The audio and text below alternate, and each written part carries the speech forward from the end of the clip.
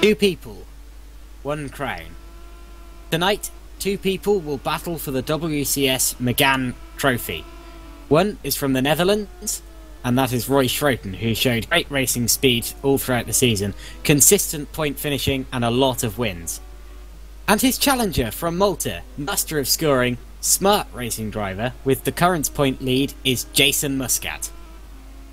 One more chapter to be written today. In the end, we will crown our champion. Stay tuned and watch us today, and may the best man win. Hello and welcome for the finale at Autodromo Enzo Edino Ferrari. The finale of the WCS League Megané. My name is Menno Klont, and you heard him already. Joshua Jones, hello. Hello everyone. Yeah. I'm looking forward to this very muchly. Yeah, I'm really looking forward as well. So, what an entrance. So today we're going to see what will happen, who will get the crown. It's the one or the other. It's Malta or the Netherlands. It's quite interesting. So yeah. I wonder. Sorry. Yeah. Go ahead. Now, I'm interested to see what our championship, or our second championship protagonist can do, Roy Schroten, because he is actually quite a way behind on points. Because, well, partly because he's missed more rounds, but Jason Muscat only needs to score 3 points more than him in the first of the two races to claim the championship. So that could be a win with pole or with fastest lap for Jason Muscat, and second for Roy Schroten, and the championship's over. So really, Jason just has to bring it home in good points in both race 1 and race 2, and it's all down to what Roy Schroten can do. Roy Schroten is definitely going to be the driver under pressure in this race, and to be honest, it'll be interesting to see how he works under that sort of pressure. He's got more wins than Jason Muscat this year, 3 wins to Muscat's 3. In fact, Muscat only claimed his first win last round at Megané. But it's not all about wins, it's also about consistency, and Schroten has missed 4 rounds, so definitely on that front, Muscat has given away the fewest points. But when it comes to what's going to happen today, it's going to be a completely different story, really. True. And we're currently in qualifying with, I believe, 8 minutes to go. We're currently on board with one of the guys that can clinch the title. We're currently on board with Roy Schroten, who's in one of his fastest laps, yeah, but he goes a bit wide here, and so he aborts it. Let's search for Jason at the moment. Yeah, now looking at Jason. Jason already giving a lot of time on Matthew Williams, so there will not be a pole lap for Jason. But Jason doesn't need to have pole, so it's interesting how both guys will look to this event. Of course, Jason has it much more easier because he's got the points lead. But we shall see what will happen. Well, top of the scoring so far is Matthew Williams, with a 1:44.508, almost half a second faster than Sven de Vries in second. And to be honest, that's an absolutely blistering lap. I was practicing with these Meganes the other day, and I think I was practicing for about 2 or 3 hours, and my best was only a 1:47. So you can see how quick that time actually is. Following them, we have Naranjan Kumar in the And he's got a pretty decent sector time. So what can he do? I think he can be close to Sven de Vries' second place now. But let's see what Naranjan can do. Just go ahead after he finishes his lap, which is now. Oh, it's close. I tell you what, that's close. He's definitely improved on his lap, but it's still just a few hundredths of a second off Sven de Vries. So not quite second for Naranjan Kumar quite yet, but there's still time to improve. We still have 6 minutes in the session, and there are still some guys putting in laps. So far, still only 13 of our 15 guys have actually set a lap in the first place. The two other guys are the two Roys, Roy Schroten and Roy Vigil. And we now got Wopke Hoekstra with a very fast Sector 1 and a very fast Sector 2. He might can go to P2. He's giving it all. I'm not sure if it's the fastest way, but it looks quite okay. What can Wopke do? Well, Matthew Williams goes faster again. 110th, I believe. That's an amazing lap, in fact. A 144.323. What will Wopke do? Ooh, he goes third. Wopke Nice. goes third. 100th of a second faster than Naranjan Kumar. And that puts Wopke into the top 3. Of course, Hoekstra, I believe, making his Megané Trophy debut in this race. Correct. Because because he's been racing in the WCS GP3 Series and actually won that just the other day, but deciding to have an outing in the Megans today, seeing as that's over. And this is the time of the year really when the drivers just want to find anything to race that they possibly can, because all of the series are ending, and really you only get one more chance and then one more chance. And if this was me, I'd just be throwing myself into whatever series I can get, and this series here is certainly a great one to take a stop at. Yeah, it's actually what you say. It's like what you hear in Christmas. Like it's the most wonderful time of the year. Well, that's for Jason and for Roy, of course. For one of it will be the most wonderful time in the year. Oh, what's happening here? Oh, we had Kevin Sermoet on a really quick lap, but I think he ran out of fuel in the last corner. Ooh, interesting. Oh, it's so irritating when that happens. Yeah, it's irritating, but I can understand why they do that. You try to get the maximum, and if that's a fuel problem, if we can call it a fuel problem, if it happened 200 meters later, they would have, he would have had an amazing lap. So yeah, it's all to play for. Well, we've got Roy to P2. Absolutely, and he's only 0.2 of a second off Matthew Williams. If he's gone back to the pits actually, but he's going out again. So if he can just put in a flyer of a lap on this final attempt here, he's going to get one last attempt. He might be able to stuff his car on pole position, currently held by Matthew Williams. Meanwhile, while I wasn't looking, Mark Fuller moved up ahead of Wesley Stefano for 9th position, so that's a change further down the order. But the main change, of course, has been that one of our championship protagonists, Roy Schroten, has put his car second, and with less than 3 minutes remaining in the session now, whoever is going to set a lap will only have a very short amount of time to actually do it. I think Jason will improve or not. 133, 134, 35. No, he will not improve. So it will only come now. Oh. We're now on board with Wesley Stefano. No. Because Wesley Stefano is slightly faster than his previous time. Last time. Meanwhile, Roy Vigil puts in his first proper lap and goes to 6th, just ahead of Fabian Rieder. So the two performance racing cars running 6th and 7th at the moment. Interesting. Rieder is having a pretty quick time as well. Pretty good. He's been working on his consistency quite a lot this week, actually, because he had a quite disappointing outing in the GP3 series last week, where he starts on the reverse grid pole and then unfortunately spun his hopes away quite a few times. What will Wesley do? P5? No, yes. P6. P6 for Wesley Stefano, yeah. But Fabian all week has been practicing with me, actually. We've been having some quite good races, actually, quite good race simulations. But he's been working on his race simulations rather than just his hot laps. And to be honest, we should see him come into his own in the race today. So I'm looking forward to seeing that.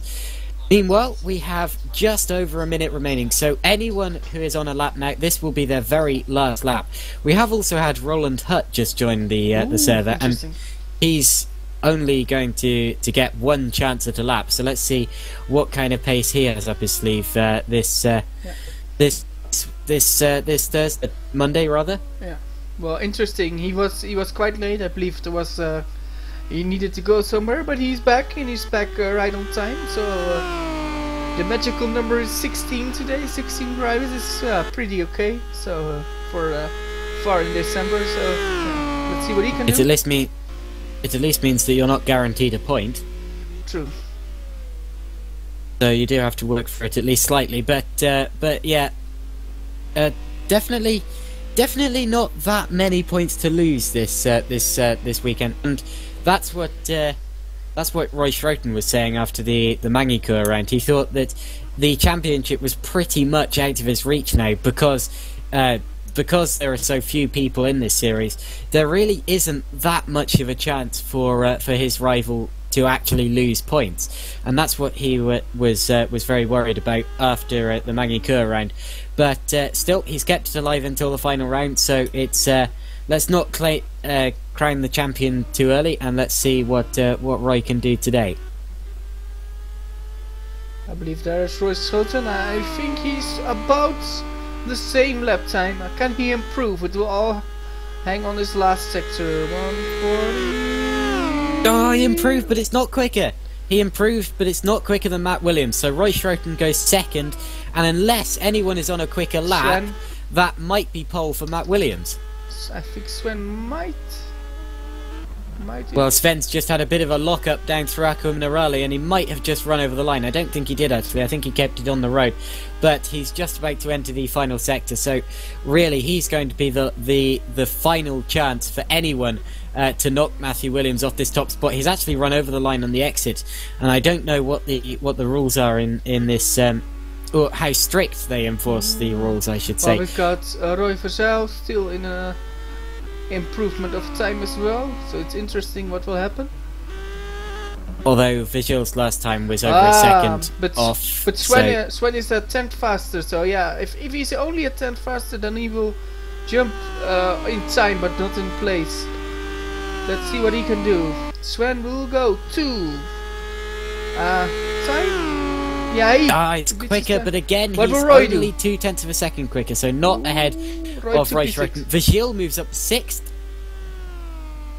and then hits Sven de Vries after the flag. Mark Fuller is coming through to finish his hot lap. Where's that going to put him? He's stayed 11th. And now Roland Hurt, I don't believe, is going to get another time because he didn't pass the...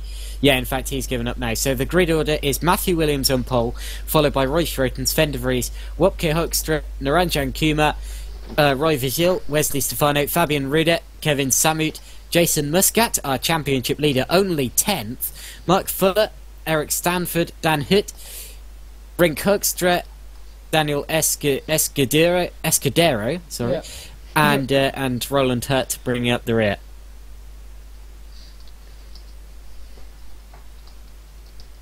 So with Roy Schroten 2nd and Jason Muscat 10th, it's looking very likely to go to the final round, the final race of the season rather. But who knows? If Schroten, and fingers crossed for his sake that he doesn't, but if Schroten does make a bad mistake in this next race, all Muscat needs to do is score 3 more points than him to secure the title. Of course, neither of them scored a point for pole position because that didn't go to either of them. That went to Matt Williams. But fastest lap is also worth a point, so that's something that we'll also have to keep an eye on. True. So yeah, the top 6 is within a second, and number 7 is just outside of a second. So it's pretty close. So interesting what will happen during the race. Of course, Roland Hut was a bit too late here to get a good lap in. So yeah, well, in the race, or any lap in. Yeah. So I think in the end, in the race, he will do better than this. So yeah, interesting. Now let's wait for the warm up, and yeah. In fact, to tell you what, Matt Williams' fastest lap was so fast that only 6 people were actually within a second of him. Yeah. That shows definite pace there. Yeah, interesting, and yeah, he's not a championship protagonist. So yeah, it's interesting what he can do. Of course, what will happen today? It's none of his business. So he will just go for the win, and yeah, interesting.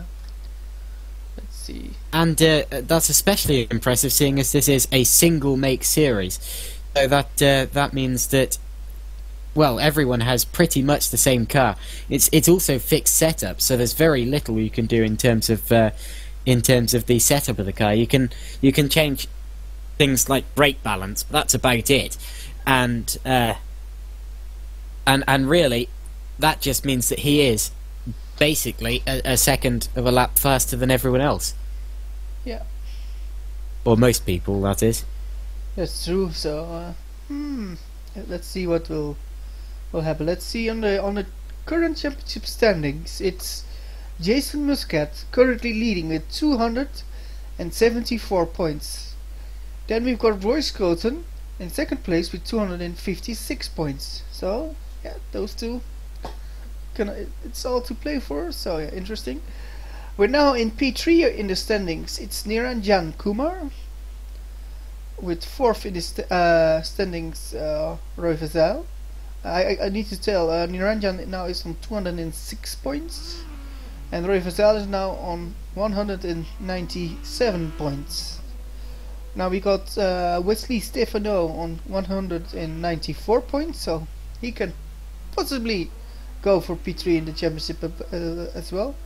We also got Matthew Williams now, and he's on 192 points. So that means that Kumar, Vezal, Stefano and Williams are all within 20, or what was it, 14 points. No, 14 points even. So interesting what will happen there, Josh. And with Matthew Williams getting pole here, it looks like he wants to get P3 in the standings. What do you think? Well, of course. I mean, with a time like that, he was certainly pushing it. So we'll have to see what he can do from there. He certainly has the pace around this track. He's probably been practicing here quite a lot, but it's quite obvious that he has the pace at this track. I'm just looking back through the previous results of the season to see if Matthew Williams has typically been good at these tight and twisty circuits. Well, oh yeah, he won at Interlagos, Magny-Cours, Brno. Those are all quite, not many long straights on those tracks, so I'm going to say, yeah, Matthew Williams is good at this kind of driver's circuit here. So, of course, he only joined a couple of races into the season and actually missed a round at Sepang. So he's only done about half the season. Very impressive of him to be up in 6th place in the in the standings there. Yes. But yeah. So, how many people you think drove this season in this series and this series actually? Well, of course, it was only about 15 people per round, but looking down through the order, in total it was 56 people. 56. So we've had 56. We've had quite a few people in here, and some of these names at the bottom of the order I've never even heard of. That's quite impressive. Well, name some names, and I can tell you a lot of those people. I think. Yeah. Ardo Algpius, Nicholas Cole. Nicholas Cole. Now, Nicholas Cole was a member of WCSLeague for in the history of when WCSLeague was still WCSLeague on Airfactor 1. So yeah, he returned and only for one round. But yeah, he's on the list, so he actually participated. Oh, here's one I've never heard of. Menno Klont. Actually got a win. Yeah, well, that was when we didn't have a broadcast. I drove a bit with the Megané and accidentally got the win. I actually don't know how I did it because you don't accidentally win something, Menno. You don't accidentally win something. Well, I had the lead, and it was in Hungary. And if you have good exits out some of the corners, you keep the distance. So in the end, it was like rush hour when I had like 7-8 cars within 3 seconds of me, but yeah, they couldn't pass, so I won, and it was actually amazing. So yeah, I won. That was not something I expected, but yeah, it happened. Amazing. Yeah. The Hungaroring is actually a track that I tend to go well at as well, so I'm thinking of doing a couple of races there next season, but Anyway, yeah, I'm sad that I missed that round. Actually, it's about the only round of this season that I haven't seen because of the lack of broadcast. But yeah, oh well, we've got a round on our hands here, so bit of kind of mock battling going on the track at the moment. Actually, Wesley Stefano versus Roy Vazil, just demonstrating how difficult it is to overtake in these cars. I mean, I was practicing on this server the other day with Fabian Ruder, and he's obviously a quicker driver than me in these cars. He was lapping about 0.7 of a second faster than me, but when he came up behind me, I mean, I managed to hold him off for something like 4 laps, because these cars are very, very difficult to overtake in, because they are so wide, and because the braking distances are relatively short, and because this is a difficult track to overtake at in the first place. So Yeah, true. they definitely do encourage creativity when it comes to overtaking. Not true, and it's a quite fast circuit, and that's good for slipstream actually, but for other things it's difficult. And yeah, if you're not close enough, you can't be close. But yeah, slipstreaming of course can help, and I think we will see a lot of slipstream battles, so that will be very interesting. Like, we're now on board with Roy Vazil in the training with Wesley Stefano. You can see the amount of slipstream. Yeah, amount of slipstream he gets. Yeah, the outside line now. I wouldn't say this is too much of a slipstreaming circuit though. Oh, look at that! That's aggressive. But it's not really that much of a slipstreaming circuit, because even the straights we do have are short, or they have kinks in them. So I don't think that we will really be seeing that much slipstreaming today. I wouldn't try and move there, mate. Oh gosh. Oh, it's still there. You get the picture. They're being a lot braver than they would be in the race here. Banging doors. This is cracking. But Roy still is there. And please, we need you next season, Josh. So don't die. Oh yeah, I've just got a bit of a cold at the moment, but I did in the GP3 broadcast as well, and I got through that. Yeah. Look at this! They're side by side through Aqua Minerale. That's one place where I wouldn't go side by side with anyone that I've even trusted as a brilliantly clean driver. This is they're still side by side. They've been side by side for about half the track. Yeah, that's. Oh dear. Oh. I want to be in this battle. I just want to hop in a car and get in this battle right now. Yeah. So we're just waiting for a few moments, and then we're going to start the race. So. Yeah, I should remind you, despite the amount of battling we're seeing on screen at the moment, this is still a warm-up session, so we're not actually in a race yet, and this isn't for position at all. We're just doing it to practice racing, really.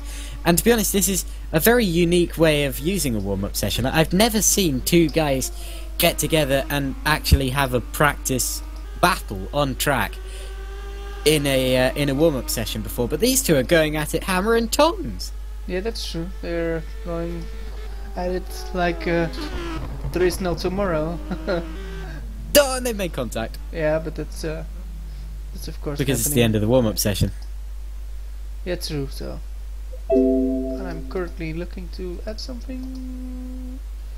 Incidentally, fastest in that warm-up session was Naranjan Kumar with a 1:45.469, but that doesn't affect the grid order at all. And it's also not representative of real pace for any of these guys, because quite a few people don't actually go out in warm-up. In fact, only 6 people put in laps there. So it's not entirely an accurate representation of pace. That's more where we look to qualifying for. And of course, qualifying only really shows hot lap pace. So we don't know what they're like with their race fuel. I was going to say race setup, but again, these cars are stock setup. Yeah, true. And in fact, Roy Schroten goes to the top, so that wasn't the end of the session, because Roy Schroten just put in a lap, but that is the end of that session now, and it was a 1:45.274. Quick lap, but that was still warm up. let's see. I'm still busy with something.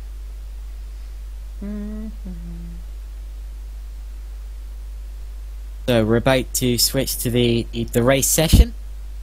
Then we're going to have a formation lap, and once they've completed that, they will stand on the starting grid, and we will get a proper race start. I've got a good idea. If you do the top 10, I will do the 6 guys after the top 10. Is that a good idea? Okay. Yeah, that'll do. So yeah, we shall see what will happen now in this race. I think we will have good battles. I'm not sure if we will have a good championship battle. And something needs to happen, of course. I tell you what, though, after seeing that warm-up session, so long as Wesley Stefano and Roy Vazil are starting in front, starting near each other on the grid, I'm fine with everything. Just those two are going to provide us with all the entertainment we need today. Fireworks. Absolutely. But let's hope we see a lot of fireworks then. But it's all about the championship battle, of course, Yeah. and it's interesting because Jason Muscat has the upper hand in terms of the championship, but in terms of this race, Roy Vazil is a long way ahead on the grid, and that might be worrying Jason Muscat a bit, because it might prove that Muscat doesn't really have the pace here compared to Vazil. And Vazil, while he is behind in the championship, has proven to often be slightly quicker than Jason Muscat. It's just that Muscat is at the top, mostly through consistency and also through the fact that he missed 2 fewer races. But Yeah. that's not to take anything away from Muscat's performance, because he has had a cracking run this year. But still, he might feel a bit powerless today, and really might be hoping for, well, he will be hoping for a slight mistake from Roy Schroten here. But this is like in a tennis match, where one tennis player has more sets than the other, but the other player is winning in terms of the next set or the next game. Yes. It's to be looked at in that way, really. So we're still waiting for the cars to be fueled up. So I heard some teams had problems with fuel, so they're now on the grid more or less refueling the cars. So I can see WCSLeague's own Jan Todt walking through the grid to say, hey, yes, all good. So yeah, we also have a WCSLeague Chase Curry. You didn't know that, right, Josh? We've got Who's that? That's actually one of the drivers, but yeah, it doesn't matter. But yeah, so yeah, I think nearly everybody's strapped in now, so we are waiting for the last moments. So yeah, I already see some teams with the tire blankets getting off. So Where are you looking? yeah, we're looking here at the start finish. So we need to wait. Yeah, I think we're going now. So the counting down is now. Yes. So 1 minute of grid is starting now. So interesting. This last round. What will happen? I just noticed that Roy Schroten is not in second. He's actually in 4th. So I wonder whether his top lap was actually disallowed for track limits or something of the sort, and that's put Schroten not second, which has gone to Sven de Vries, but to 4th, and actually Wopke Hoekstra has moved ahead of him as well. And to be honest, Hoekstra is going to be a difficult one to overtake there. So, as you say, interesting. It'll be interesting to see how this race goes, especially for Roy Schroten here. He's definitely the guy with all the pressure on him at the moment, and he's certainly the man you have to watch. Anyway, we're just about to head away on this formation lap, the first formation lap of the 2 races. We're going to have a 22 lap race today, And the grid order, the top 10, starts with Matthew Williams, followed by Sven de Vries, Wopke Hoekstra, championship protagonist Roy Schroten, Naranjan Kumar, Roy Vigil, Wesley Stefano, Fabian Rude, Kevin Samit, and other championship protagonist Jason Muscat. Oh, and now I've got the last 6. Good. So, I actually knew that. Mark Fuller is in P11, with Eric Stanford in P12, with Dan Hutt in P13, Nick Hoekstra P14, with Daniel Escudero in P15, and Roland Hutt in P16. So, 16 car grid. And now it's time for me to ask you, Josh, what do you think? Who will win? What will be the top 3? Oh, the top 3 of this race.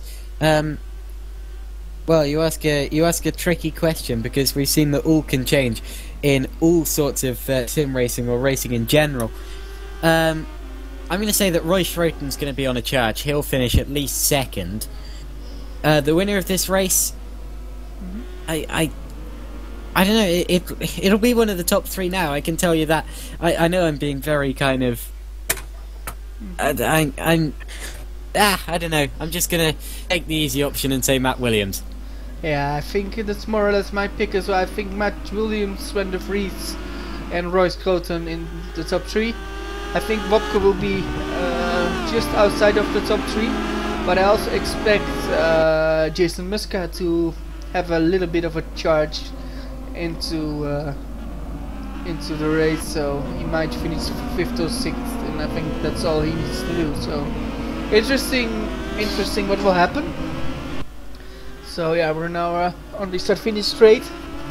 I see changed looks in the eyes of Mike Schoten, who is also here somewhere to look if his brother can clinch the crown.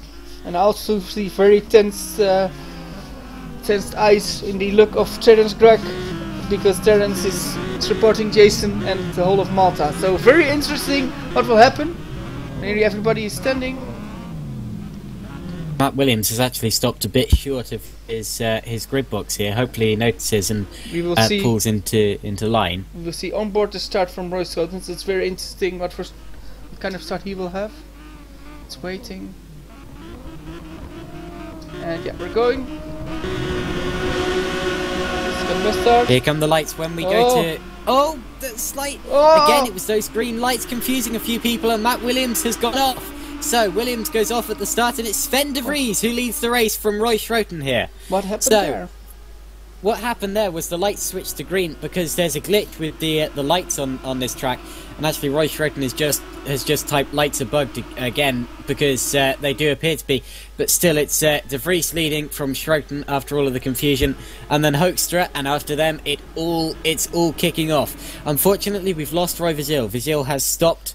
And red flag. Yeah, red flag. It looks like. Because of the glitchy lights, we're going to restart now.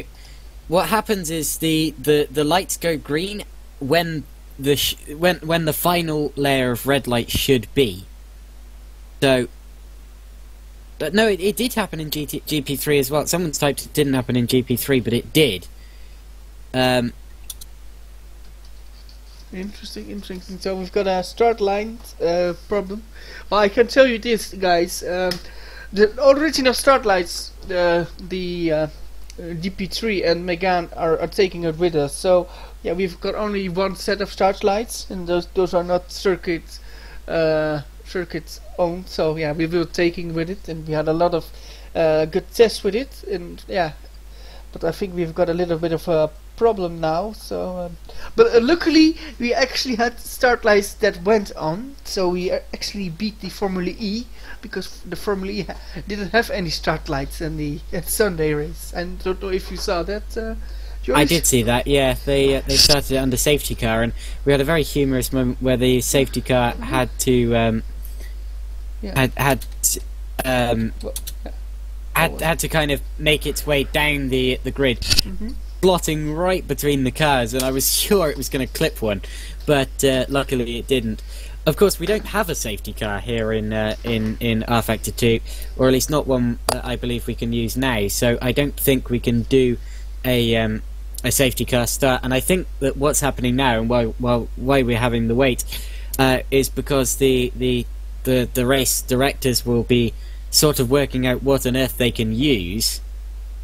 I think they'll probably just advise everyone to go when the lights go out rather than go green, because it is the starting lights. And they did this in GP3 as well. They did this in GP3, and that caught out a few guys on the in the first race there. So it's a shame to see that the lights haven't been fixed, but whatever the case, we have an issue with the starting gantry, which has caused the first attempt to be red flagged. Of course, we will still get the two races run to the same number of laps, but still disappointing first start, which unfortunately caused quite a lot of confusion. But yeah, but we're on our way again pretty soon, so yeah, just getting everyone back out onto the road, and hopefully the second start will be cleaner than the first was. True.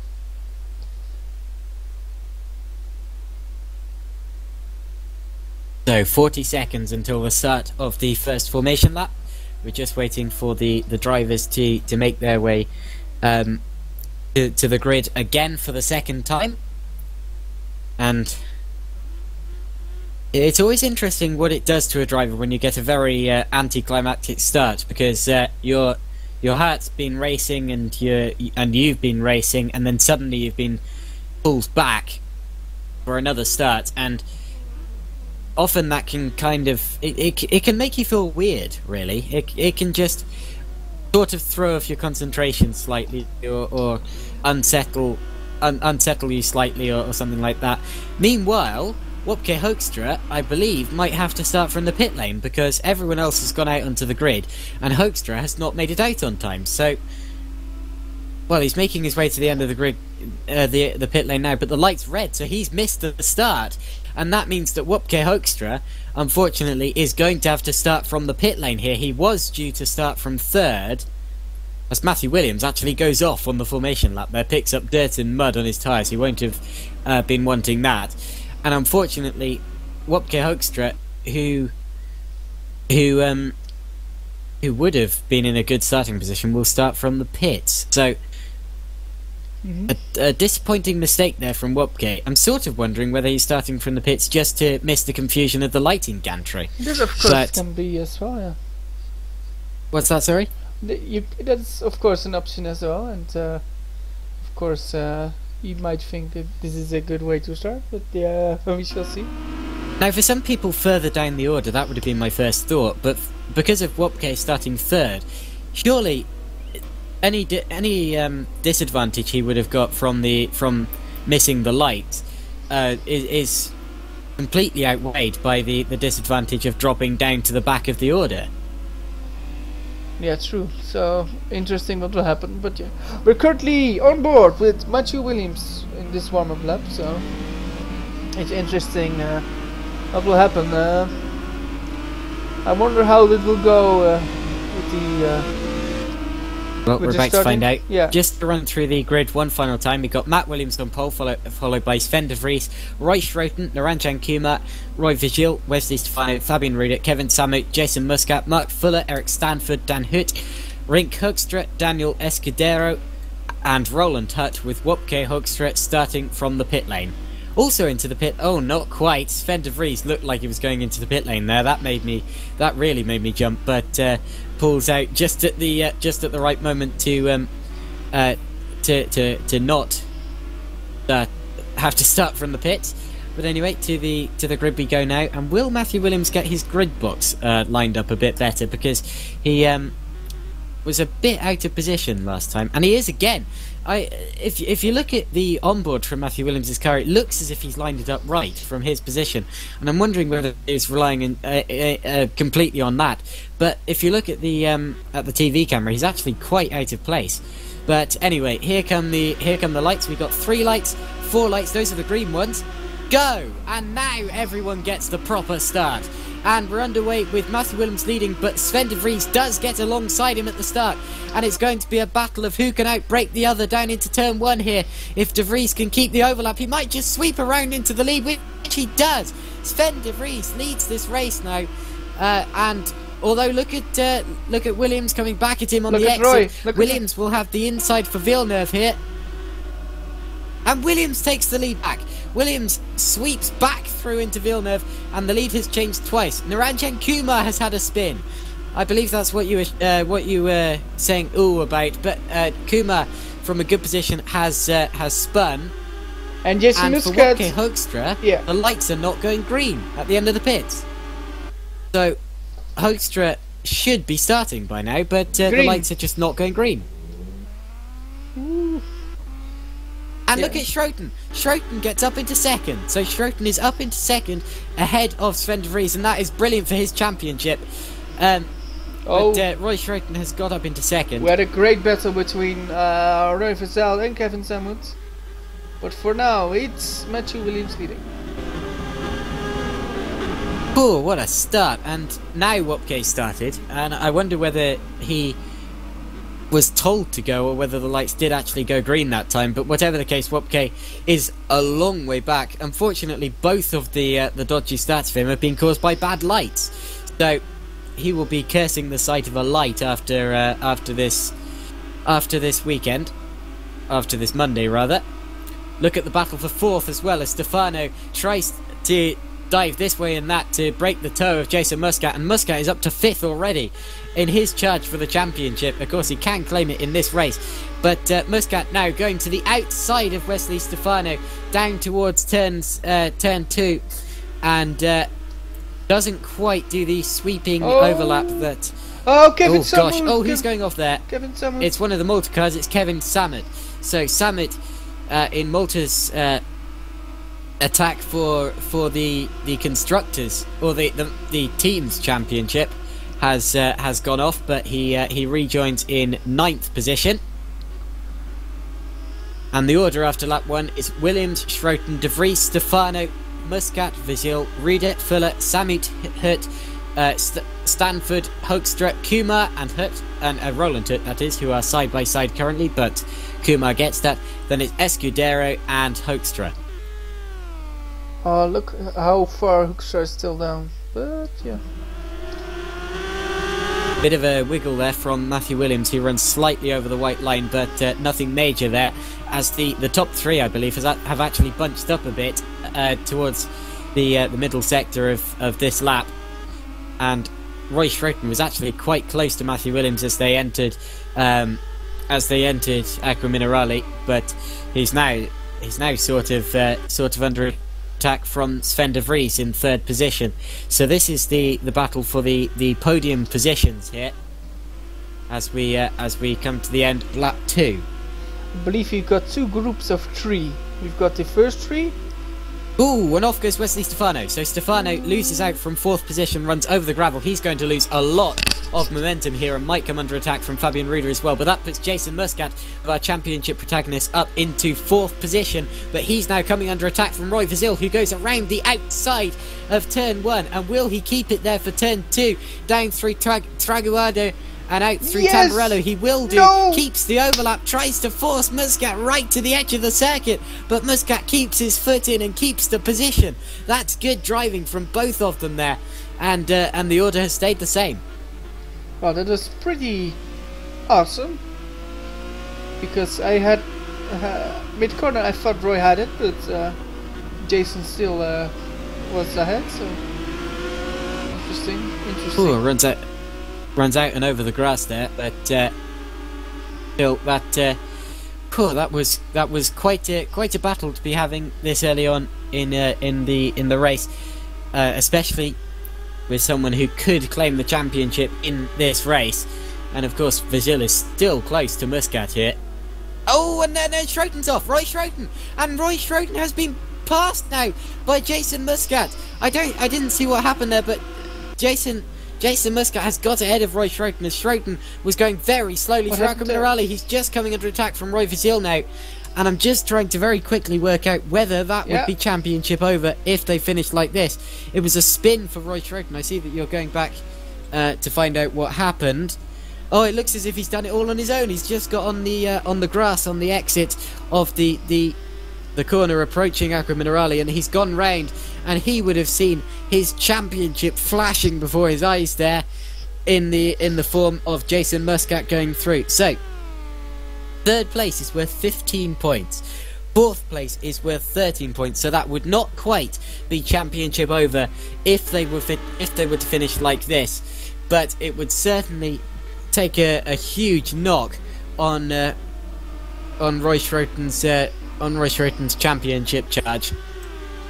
And to be honest, he cannot afford to make any more mistakes like that. He effectively couldn't afford to even make that one. Yeah, but race is still long, and yeah, it looks like our cards are now against Roy, but yeah, we shall see. Of course, Schroeter now is the one under attack from Vigil, as Vigil had to drop back from Muscat on that lap by being split by Roy Schroeter, and well, now it'll be Schroeter who feels the anger of Roy Vigil. Mistake from Roy, and the other Roy is attacking. He went wide, and it's a battle of the Roys down to this contact. They banged doors, and it's going to be Roy Schroeter, and he keeps it as Vigil runs wide and over the grass. He's going to run right wide on the exit. In fact, they both do, but Roy Schroeter just about keeps it for that. But look at Vigil in the slipstream. Will Vigil pull out? He does pull out, but there's no outbreaking Roy Schroeter down there. So Vigil has to settle for 5th place here, as he did have to with Jason Muscat, and that has had to say the same this time round. But Schroeter will be desperate to get past Jason Muscat, especially after that mistake. He will be kicking himself for that mistake, or at least he would be if he didn't have to keep both feet on the pedals.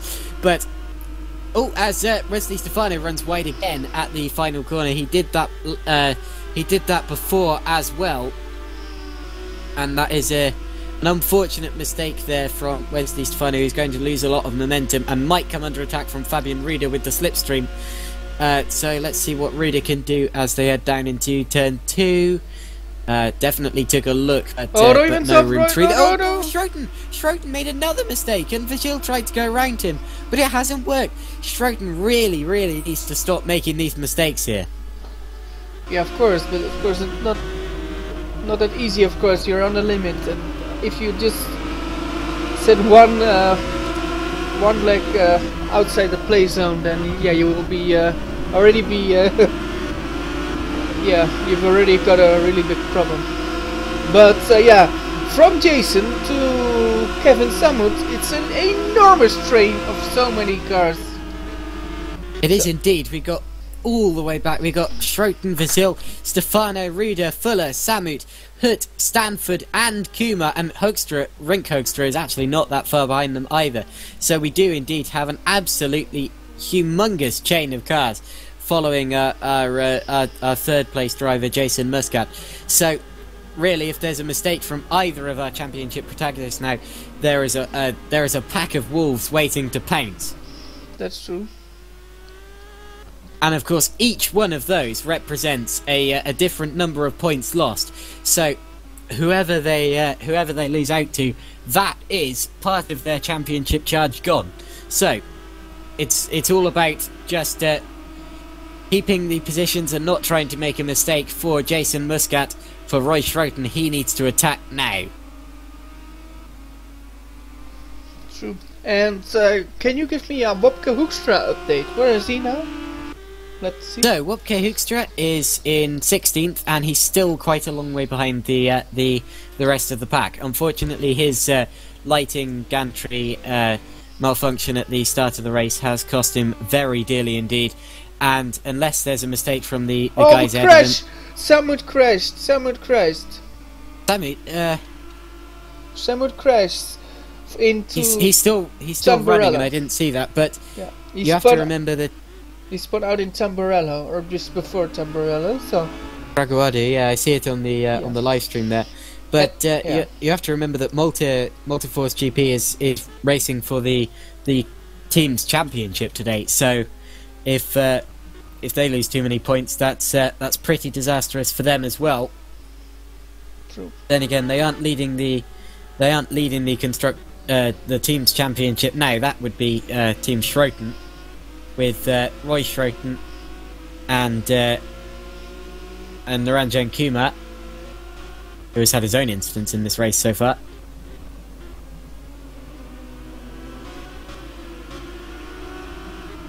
Now, Matt Williams has built up quite a lead here. He's, well, I can't see the exact timing. Oh, I can see the exact timing. He's just over 3 seconds ahead of Sven de Vries, and that's a good old buffer to have there. He'll want to bring it to the magical 5-second buffer before long if he really can be safe. That's the buffer that I've seen people spin and not lose the win in. Oh, but Roy Schroten is really close to Jason Muscat now. Oh, look at Schroten going to the outside. He will think this is for the championship, and he sweeps around him. That's a good move there from Roy Schroten. We saw that on lap 1 as well for the lead of the race. But Muscat is not going to be done with him, as he's getting the slipstream here out towards Villeneuve. Took a look at it, but he's certainly not close enough just yet. This is where we saw Schroten making a mistake before, though, but no such mistake from Schroten, and he does get the place. And of course, every position behind Muscat that Schroten finishes is more points lost to his championship rival. But if Schroten finishes ahead of Jason Muscat, that closes up the championship a bit. And I know that the championship will still be quite a long way apart after this race. Mistake from Stefano, where is Fabian? No, Fabian's not close enough. Oh, I know the championship will still be quite far apart if they finish like this, but at least for Schroten it will be closer than it was, and he would have brought it to the final round, which would have been a very good job from someone who actually missed 2 rounds, therefore 4 races of this championship to face the Muscats 2. True. So we're closer to the pits, mandatory pit stops. How many minutes do we already have passed? Can you see that, Josh? How many what, sorry? How many minutes are passed now? Well, I'm not entirely sure, but we're about 32% of the race in. Yeah. Roy Schroten now coming under attack again from Jason Muscat. Muscat is going to go to the outside in a very similar attack that Schroten did on Muscat last lap. They are side by side through the whole first chicane. Look at that! And it's going to be Muscat who gets the better run. They bang doors, and Muscat gets run over the grass there. These two came properly together last time out in Megané, with Muscat eventually taking the win there. And Muscat might be getting shades and memories of that right now, but they just can't afford to think about that while they're racing each other so closely. And Jason Muscat has got the place back. Yeah, and well, they were fighting. Roy Vizil thinks, hey, interesting. Roy Vizil definitely the main beneficiary to that, because as you say, while these two are battling, he is being allowed to drag himself ever closer. Every optimum line that these two are not allowed to take by each other is oh, look at that. We have Wesley Stefano running very wide on the exit of Acro Minerali there. But anyway, every line that one of these two is not allowed to take is a tenth of a second lost, 2/10 of a second lost to Roy Vizil behind. But anyway. And Fabian Rode is getting closer and closer to Wesley Stefano. A good showing from Fabian Rode so far. I think you shouldn't forget, I think Fabian is a relative rookie in sim racing. Well, definitely. I mean, he's definitely the youngest person in. As into the pits comes Roy Schroten. So Roy Schroten into the pits from 4th place, and he's going to be trying to undercut his championship rival Jason Muscat. So let's see how that works. He's gone for a relatively early pit stop here. Well, in fact, first pit stop that I've seen from any of the guys in this race so far. True. But yeah, Wopke Hoekstra just passed Daniel Escudero for P15, so looks like a point for Wopke at the moment. Indeed, that's the first overtake we've seen from Wopke Hoekstra, and for someone as quick as Wopke, the fact that it took him this long to actually overtake anyone proves that he started a very, very long way behind anyone else. And to be honest, I have to feel very sorry for him, because all it was a light not changing. As Eric Stanford goes to the outside of Dan Hut and tries to drag his way around the outside of Dan Hut for 9th position. Didn't quite work there, but he might well get a better run out of Tozer, the hairpin, and up towards the very first Piratella, but this isn't an overtaking opportunity. Unless Dan Hut makes a mistake, which he very nearly does. Yeah, but nearly mistakes doesn't count, eh? Only real mistakes. Like, well, he ran slightly wide over the exit, but didn't lose any time from what I can see. But now I'm wondering, while we see Matthew Williams gets more and more time on Sven de Vries, was Royce quick or was it stupid to go early? It might be that it was pretty damn smart, but yeah, we shall see. It's an interesting tactic, definitely. And Roy into the pits now comes Jason Muscat. So Muscat into the pits, and that is the other championship protagonist. So both of them deciding to pit very, very early in this race. They are, in fact, the first two stoppers here, and I'm sort of wondering why that would be, as Dan Hut is also entering the pits now. So Hut also pitting early, as is Kevin Samut in the other Multiforce GP car. I know why that was, I think. Oh, Hut missed his box. So Hut missed his box and had to go back for it, and that's going to lose him time there. But, oh, where is he? Where is he? Is Jason still ahead? This is going to be close. Schroeten's got a better run, but actually Jason Muscat is further ahead than he was before. So this has benefited Jason Muscat being able to stay out one lap longer on what I presume is the softer tyre. And really, Schroeten has dropped back a bit here, and that is definitely not what he would have wanted to see.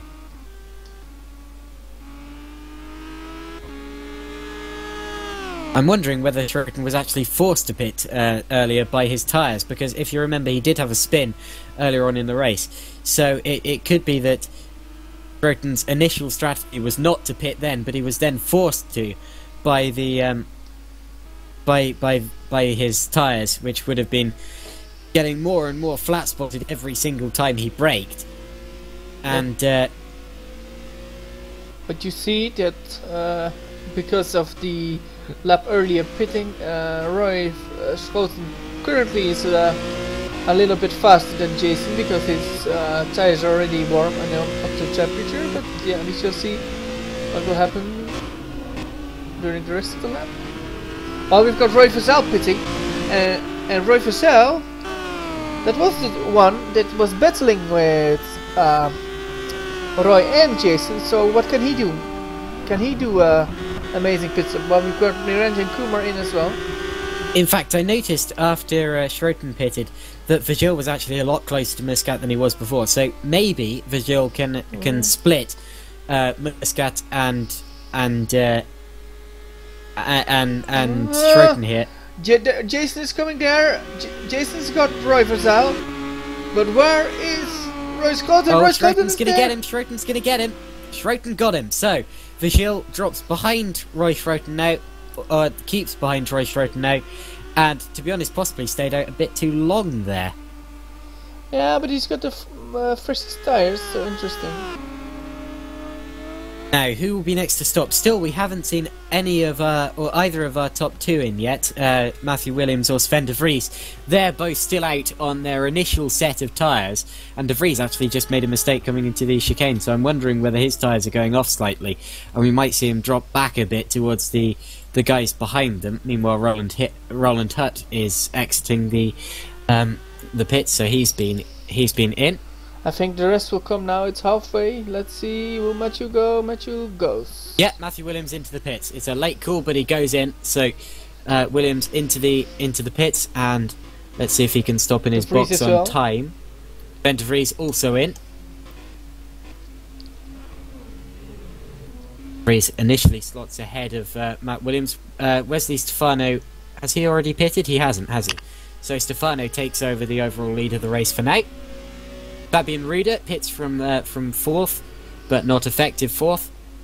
Mark Fullett goes through. Eric Stanford goes through, so no pit stop yet from Eric Stanford. Jason Muscat is the next of the guys who have already stopped, followed by Schroten and Rink Hoekstra, who stays out again. Who still hasn't stopped? I don't believe that Wopke Hoekstra has stopped yet, and I don't know if Daniel Escudero has either, as Escudero has a bit of a slide there. But anyway, the overall leader at the moment is Wesley Stefano, but he hasn't stopped yet. Neither has Mark Fuller in second, or Matthew Williams, or Eric Stanford in third or fourth. True. I mean, Williams has pitted. What am I talking about? Yeah, Williams has pitted, so he's the top hitter in third position, but his teammate Eric Stanford in fourth hasn't pitted yet.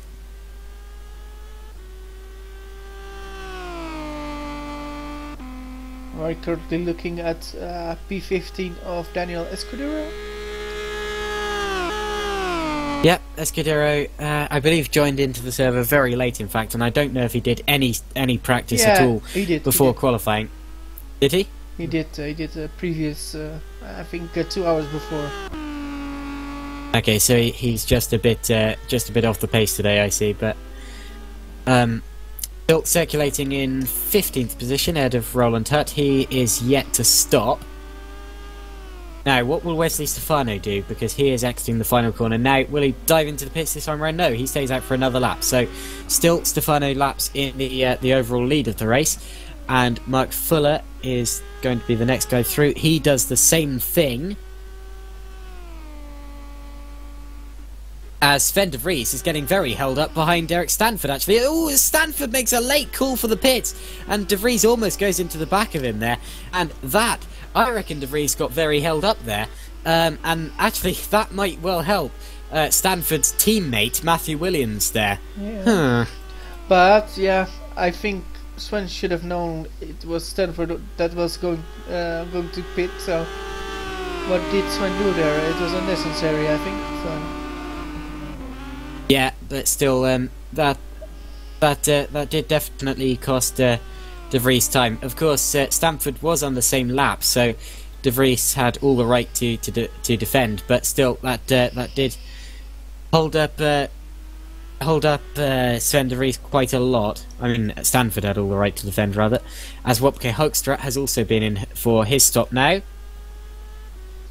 Daniel Escudero stays out.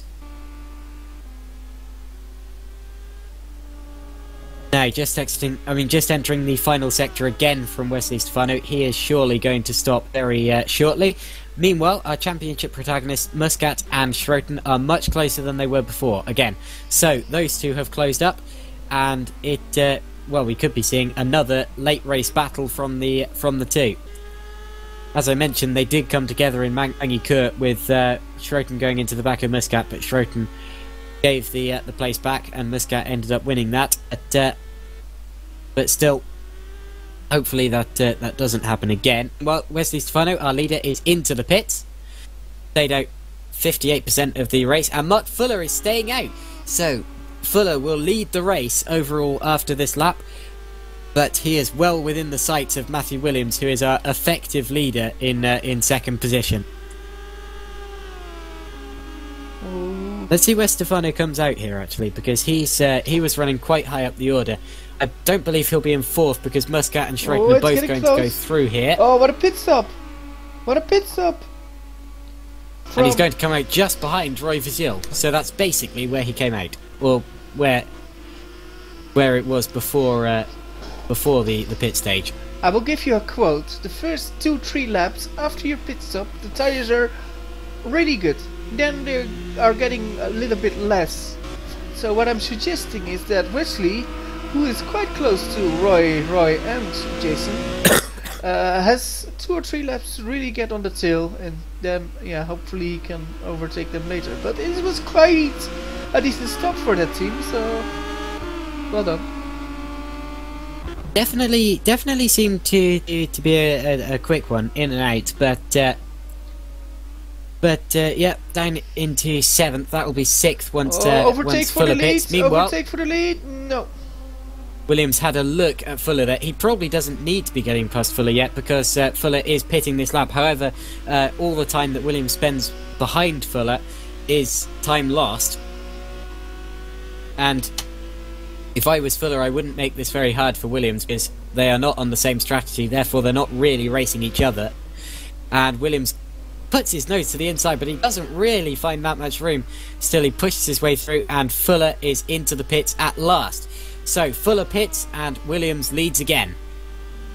And I believe that Fuller is the last pit stop, because I saw Rink Hoekstra pitting after the last lap. Actually, Daniel Escudero still hasn't pitted, has he?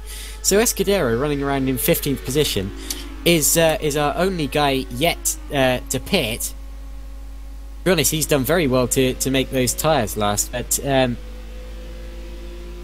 not on the pace of the others, although obviously making his tyres last very well. We'll see if he can manage to pick up a cheeky point here. Not on terms of pace, because he's getting attacked for 15th position by someone who has already pitted, Roland Hurt. And Roy Fasel was really close to Roy Scholten. He was really almost next to him. Okay, that's definitely a battle to keep an eye on. The battle for 3rd, 4th and 5th. We have the two Roys, both chasing Jason Muscat here. Of course, Roy Schroten more desperate to get past him, but still, Vigil has nothing to lose really, because he hasn't got a championship on his hands. So he will be attacking for all he's worth as well. Of course, going for 3rd in the championship too. So it's all about getting points for him. And with his main rival Naranjan Kumar having a bad race here, who knows what he can do in terms of the championship. He had a brief look. Oh, he's going to go into the back of Schroten. There's slight contact there. It looked as if he slightly outbraked himself down into the very anti-alta, and he touched the rear end of Roy Schroten's car. He's lucky that wasn't worse. I was racing my brother in Meganes just this morning, and I gave him a very similar sized tap, and he properly went around. So you never really know how these cars are going to react to contact, and that could have been very, very bad. But they're going to be back in the slipstream now as they go down the fastest section of the track, the start-finish straight, which isn't really that straight at all. A couple of kinks in it. But let's see what sort of slipstreaming these guys can get as we head down towards Traguardo. No moves occurring there, but look at Schroten absolutely glued to the rear of Jason Muscat's car. You couldn't cheat. You couldn't put a sheet, rather, of paper between the two of them. They're getting almost 3 wide. Look at that. They had to think about it, certainly, into one of the most balmy sections of the track. And this is where they got close last time round. Vigil certainly had another look there. My word, this is very close indeed.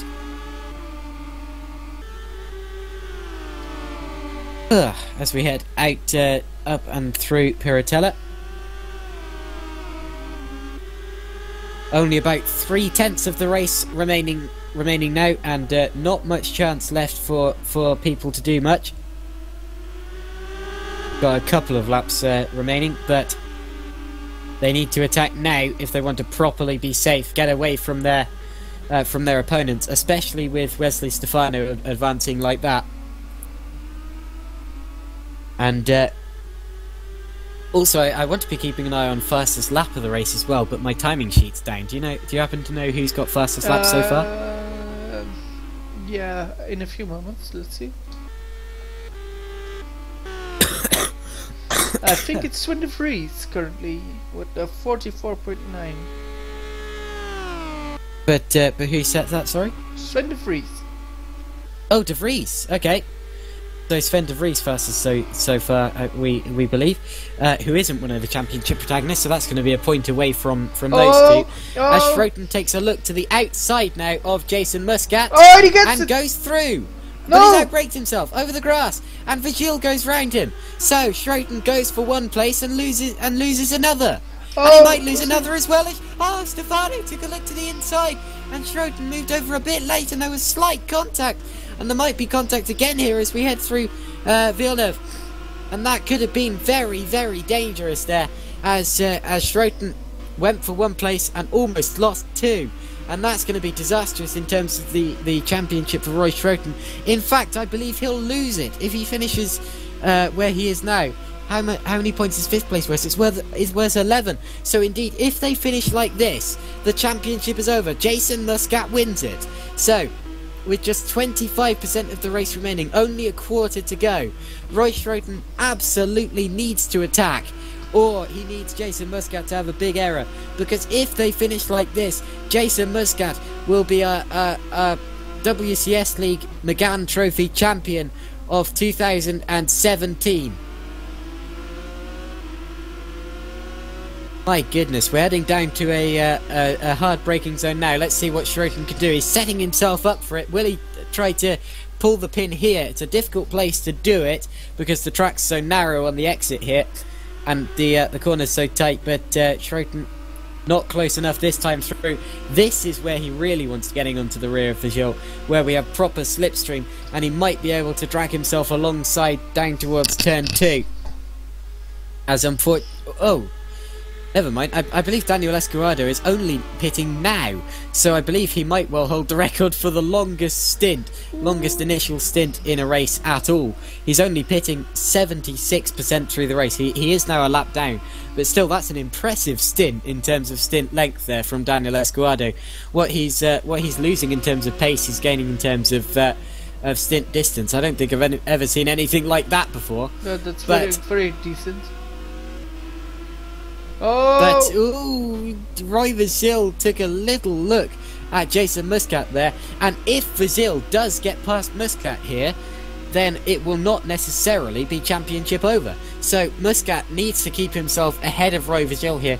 Of course, he will still be ahead in the championship heading into the final race, even if Vigil does get through.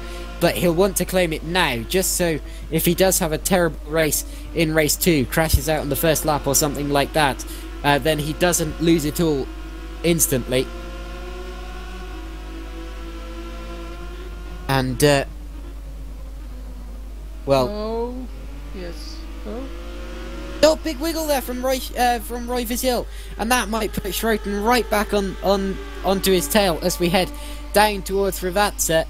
Although I don't think he's going to be close enough this time through, but still, Vigil can't afford to make many mistakes like that. Oh, he makes a mistake. He does. He goes slightly wide, and look at Schroten already up the inside, and Vigil's going to go wide and out over the gravel and the grass here, and Schroten might well get through on the exit, and Wesley Stefano looks like he's going to try and come through as well around the outside. And how is this going to end here, as we got 3 cars in a bundle? Oh, contact between Vigil and Stefano, and they lock together. They're into the wall, both of them off, but they're back on somehow. There is not a larger accident, and Roy Vigil goes off again. Oh my word, I'm losing my voice here. Woo. Interesting. That could not have been much closer, as Vigil and Stefano locked together through turn 1. Both went into the barrier, both somehow bounced off it and continued, and I'm just going on board with the two of them to see if there's any suspension damage, and I'm not sure if there is. I'm going to say anything else, or something else. So De Vries is much faster than Matthew Williams at the moment, I believe. Wow, so De Vries pulling in the gap, although that might just be because Williams is trying to conserve his tyres from the end here. I have just noticed Roy Vigil's suspension is damaged. He's definitely holding his steering to one direction. Well, he spun! He's lost it. That's probably because of the damage. He hasn't been through Aqua Minerale with the damage yet, and he just misjudged it, and round he went. So that's a position loss to Wesley. Oh, he's come straight back on in front of Naranjan Kumar. That is terrible driving from Roy Vigil, and Kumar unfortunately has come off the worst of it, because Vigil rejoined right in his path, and Kumar is going to be fuming inside that Schroten GP car as he's forced into the wall. Luckily manages to keep the car running, and doesn't lose a place either. But that unfortunately from Roy Schroten is just over eagerness to get Roy Vigil rather is just over eagerness to get going, and came across right back into the path of Naranjan Kumar. I was going to say his actual spin was probably caused by damage as Kumar pulls back alongside him. In fact, this is good driving. This is him knowing that he caused the incident with Kumar and letting Kumar back through in guilt. Roy Schroten is really close onto the back of Jason Muscat. Oh, it's so close again. Oh, this is indeed, and will he pull? Of course, he won't pull out towards Villeneuve. That's an absolute dive bomb move for the final lap of the championship to attempt there. Anyway, Muscat and Schroeten definitely close as we exit Tosa here, and I believe that Schroeten is getting the better run up towards Piratella, which isn't an overtaking opportunity, as I said, but certainly if he can hold him through this sector, he might have a go down into the Variante Alta. But still having to hold behind Jason Muscat's car for now. As we head up through Aqua Minerale.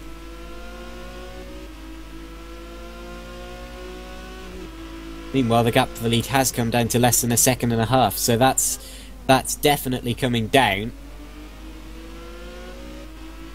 As out of the Variante Alta we go again. With Muscat and Schroeten, and it'll probably be down into turn 2 that Schroeten next gets close enough to Muscat to have an attack. Also, if you're watching in the YouTube stream, feel free to leave a comment. I'll try to read out a few of them, or as many of them as I can. Oh, there's he coming. Slipstream for Scotland. Slipstream. No. Oh, tries to sell him the dummy, but there's no room on the inside there as Muscat covers right where he needs to cover, but he's got a bad run out of the chicane here. And if Schroeten, the slight contact actually, Muscat's forced onto the grass. Schroeten goes to the inside, and Schroeten he does drag his way through. So Schroeten up into 3rd position and ahead of his rival Muscat again. So these two swap positions again for something like the 4th or 5th time in this race. And actually, Schroeten has a bit of a wiggle through the next corner, but that's definitely quite close, quite close there for 3rd place.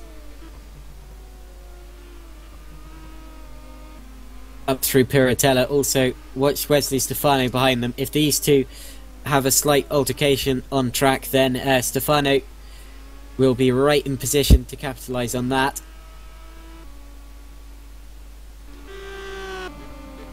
Down towards the Variante Alta. This would be a good overtaking opportunity if Muscat was close enough. It won't be this time around. We're 97% of the race through. 94% of the race through, rather.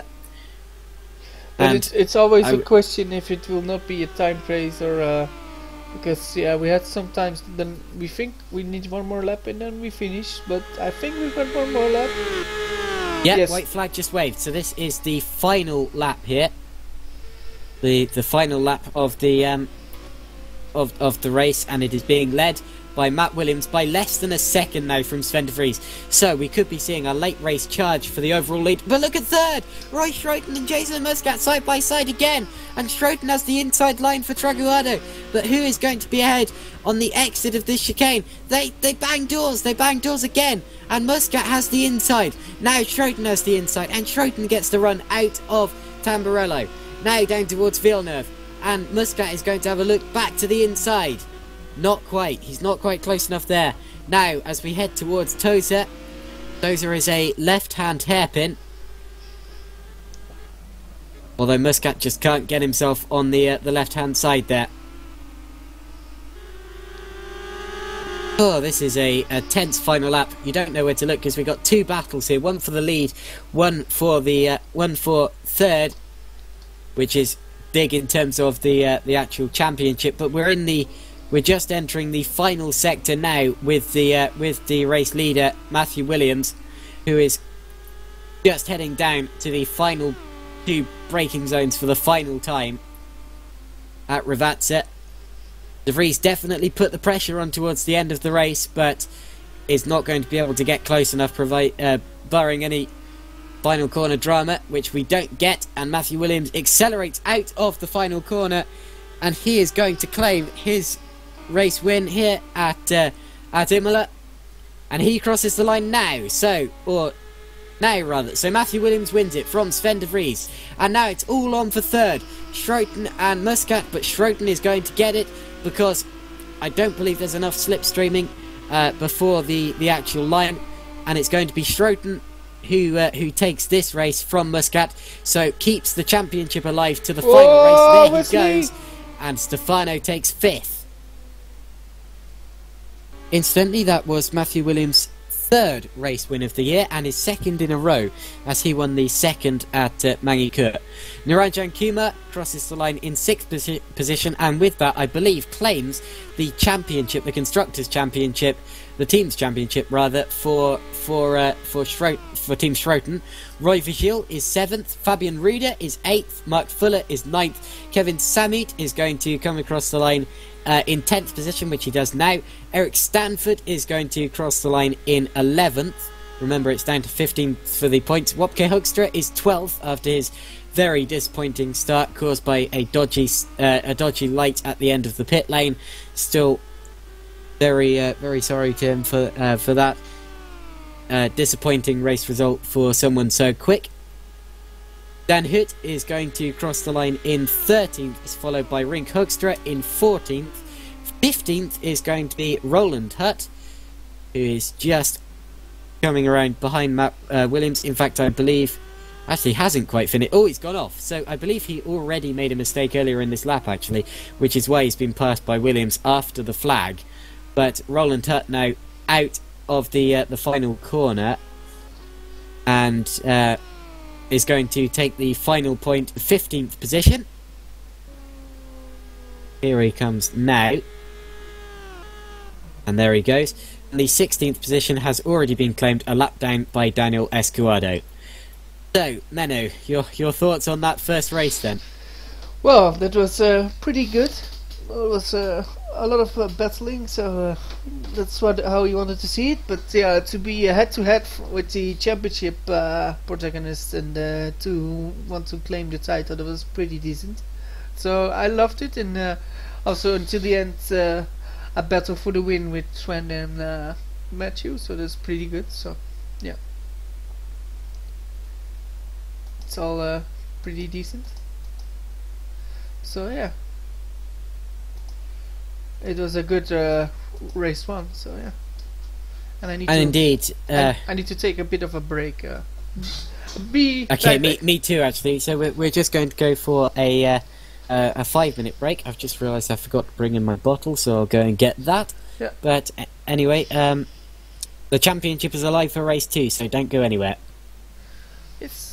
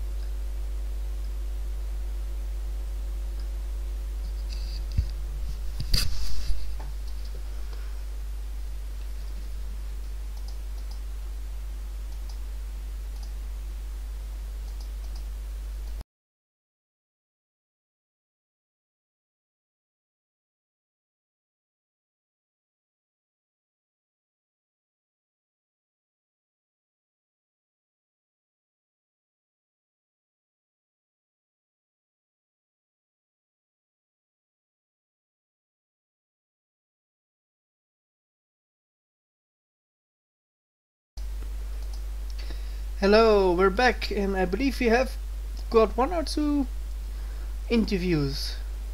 User was moved to your channel. User was moved to your channel. Hello, Roy Verzel and Sven de Vries. We're live on the broadcast. Yo, welcome. Hello. Roy, you first. How was your race 1?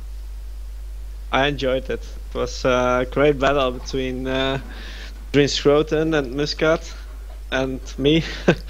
Yeah, well, it was really excited to see the Jason and Roy battling for only the 3rd place, but yeah, well, we know it, the championship as well.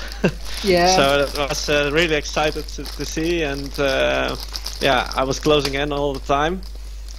Maybe I was not quicker than them, but because of their fights, I gained a lot of time, and yeah, well, actually the battles were pretty good. Unfortunately, it came to an end when I crashed Wesley. He joined in the battle as well. But yeah, for me, yeah, I'm looking forward to the 2nd race. Good. So, How did you? How was the broadcast? So, I was the broadcast. I'm just eating a cookie. Yeah, it was really intense. It was a great battle between 4 guys. You, Wesley, of course, and Jason and Roy. So yeah. Did you ever change the cameras, or was it all the time Yeah, the battle? We tried to change the cameras, but it was hard, of course. So yeah, it was really hard. Of course, some damage in the end, but yeah, it's quite okay. And yeah, I'm looking forward to race 2, of course, as a cameraman slash broadcast. There's by the way a great battle going on. Royce Croton is 16 points behind now. Yeah. On Muscat, so that's getting, yeah, well, getting difficult for Roy to catch him. Don't know exactly what he has to do, but I think Jason hasn't. Yeah, well, if he don't finish, that's the only reason I can imagine that Roy will get the championship. But for the 3rd place, we got a great battle now between Urania Kuma, Matthew Williams, myself, and Wesley Stefano. Only 11 points between P3 and P6, so everything can happen. Yeah, it's very interesting. Yes. Yeah. But I need to go to your to the other one that's here. That's Sven de Vries. Sven de Vries, you're here. Yep. Okay. Well, can you tell us how your race was? It was the start was quite interesting. You know, I went from 1st to 3rd, and then saw Roy spinning off in front of me, and after that it was just me and Matthew. You know, I guess dominating out front. He was having a very good pace. I managed to close in on him slowly but steadily towards the end. I think I came across the finish line with about 9/10 of a gap towards him. So just not enough, but it was a fun race overall. It was really close. He was definitely on it. So a mistake from either party could have definitely cost either one the win. So yeah, looking forward to race 2. Yeah, good. So you think you can win race 2? I think there's a reverse grid, so it will definitely be interesting. I think it's going to matter if either Matthew or myself or someone else gets out to the front first. I think both Matthew and I have a good pace to win the race, but if one of the other guys like Roy Schroten, Roy Verzel, or Jason or Wesley, I know if they manage to get out front and create a gap of a couple of seconds, then it's going to be very hard to catch any of them. Should I tell you that you never won for this season? You didn't win a race? Not a race at all, not even GP3? Well, maybe in GP3, but not in the Megané series. So I guess it's time then. yeah. So And if not, we'll just give Matthew a penalty. Well, we shall see. Just do your best, and if it's not a win, then somebody was better or smarter or just having more luck. And yeah, we shall see what it will bring. Absolutely. So yeah, just give it all, I would say, and yeah, it's for your both. So What? sorry, for your both. Yeah, it will be a very interesting. Of course, we're we're looking at Roy Scotland User disconnected from your channel. and Jason, but yeah, we shall see. Well, Sven just left. I think he had a disconnect or something. Yeah, Oh, not sure what it was. So I will leave you as well. So I will bring you down to the performance racing channel, and then you can. okay. Yeah. Oh well, thank you for the broadcast. I'll see you after the race, guys. Yes. Good luck. Bye bye. User You'd like to left hear your right- channel. Right, I've just returned. Did we ever find out who got fastest lap in that, or if Team Schroten won Team's championship? I believe it was in the end still Sven with his fastest lap, but I'm not sure. Okay. I believe that Team Schroten just won the team's championship as well. It looks like neither of them actually realised, but I think that they did. Interesting. So, if they won a championship, they just focus. Yeah, they haven't realised yet. Yeah, because they're in for the other hand with the drivers as well, and of course, you could argue that was the more important one. So. Well done to Team Schroten then. Yeah. Yeah, Roy's realising it now. But can you tell me what can Roy do to get the title from Jason? Right, what can Roy do to take the title from Jason? He needs to score 16 points more, Jason, because there's 16 points in it. And if he scores 16 points more and they end up on the same number of points, it will go to Roy Schroten because he would have scored more wins. So that means that he needs to finish the top 3, Roy Schroten that is. If he finishes 3rd, he needs to also get fastest lap and hope that Jason Muscat finishes 16th or crashes out. And then if he finishes 2nd, that would normally give him 17 points, so he would need Schroten to be 15th. This is all disregarding fastest lap, of course. And then if Schroten wins the race, he would need Muscat to be is it 13th? It's where's that one? Yeah. So it's all really difficult for Roy. Something needs to happen in Malta, then something can happen. Okay. I think I was saying the wrong. It's kind No. I'm confused. Someone here. Never mind. I'm just really confusing myself. I don't know what I'm doing. No, you. Nothing out of the ordinary. So we're waiting for the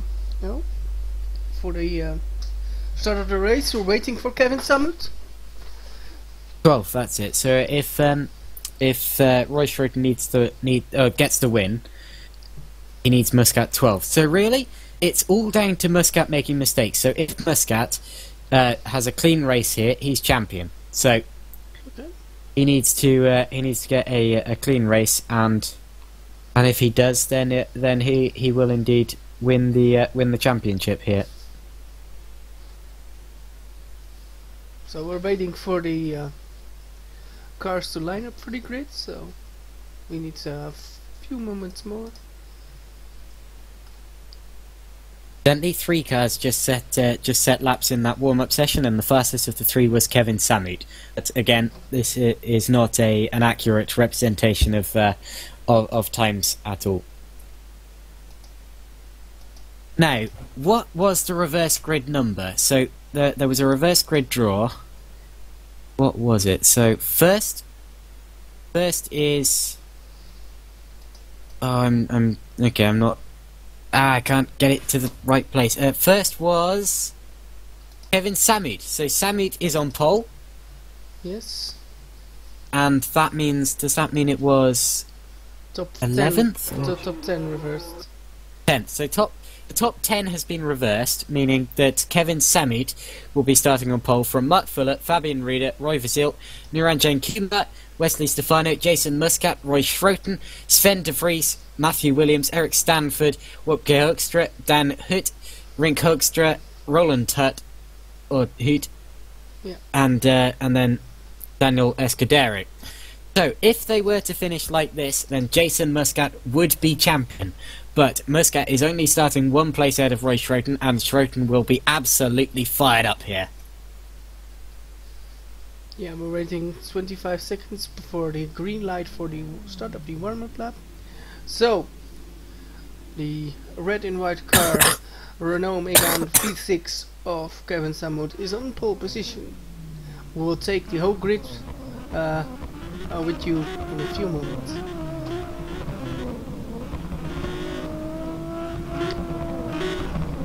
And we're off. Is Wopke Hoekstra actually on the grid now? Wopke Hoekstra has started, so Hoekstra, luckily this time round, has started the formation lap, and he will be going away from 12th position. Okay, now we will take the top 16 starters. I will do all 16 then for you. On pole position from the reverse grid, of course. Kevin Samut, pole position. He's from Malta. And also driving for Malta Force GP. This is a chance for him to get a podium. Mark Fuller in P2. The guy from England is still there. And let's see what he can do. I hope he can do well. Fabian Rieder had a quite good race one. He's pretty new into this league, but he starts from P3. So let's see what he can do. Youngest driver in it. Yeah. Roy Verzeel had a little bit of problems in the race, but showed good speed. Can he? Oh, what's happened? Be the Fabian one? Rieder's out. He's in the pit garage and he's starting from the pits. Oh, that's dreadful. He was going to start from 3rd position What here. happened there? What happened there? And I don't know. He's just teleported back to the pits. So whether that's just connection issues or I don't know. He's possibly clicked the wrong button or something like that. But that's terrible from Fabian Rieder. And hopefully for him the pit lights go off properly at the end of the pits. Well, interesting. But we go on. Sorry. Niranjan Kumar starts in P5, the India. So from P6, Wesley Stefano. What can he do? He already won, I believe, 2 reverse grids. Jason Muscat, the championship leader. He will possibly clinch the title in this race. He's starting from P7 with his championship rival Roy Schroten starts in P8 with Sven de Vries in P9. Matthew Williams, the winner of race 1, starts in P10. Eric Stanford. It's 3rd place, isn't it? Yeah. Sorry, third place is cursed. Hoekstra was in 3rd place for race 1, and he had to start from the pits. And now Fabian Rieder is starting from the pits from 3rd in race 2. Yes. So we've got Eric Stanford in 11, Wopke Hoekstra in P12, Dan Hut in P13, Rink Hoekstra P14, Roland Hut in P15, and Daniel Escudero is the last starter today. So.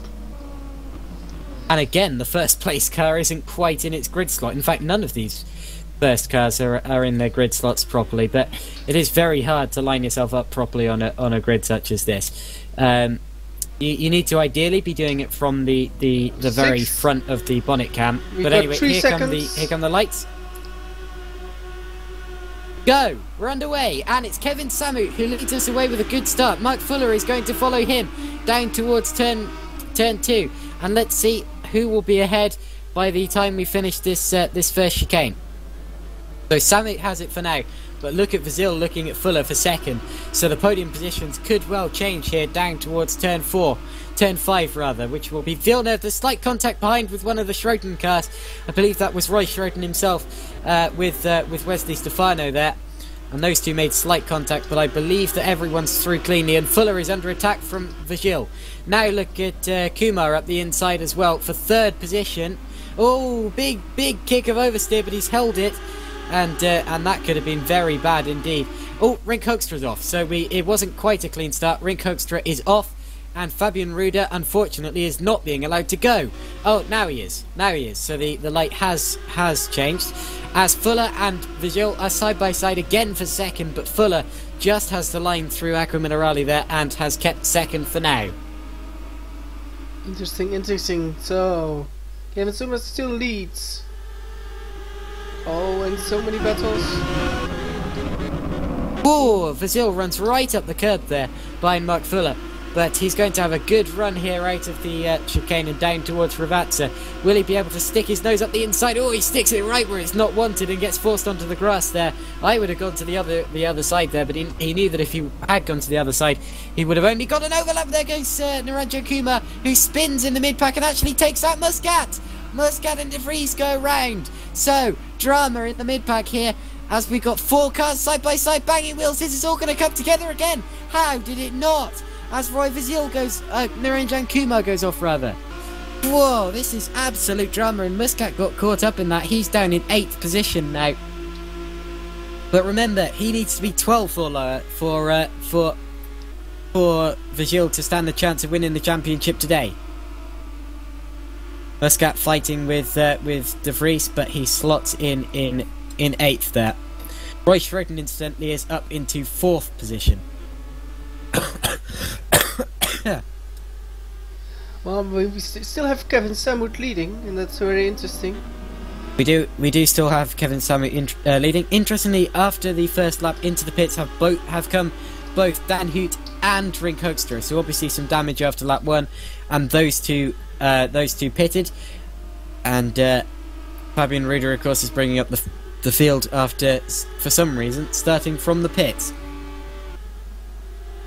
It's just nothing seems to go right for Fabian Ruder. It's a big shame, but he just never quite seems to get a good result landed, even if it's looking like he definitely will.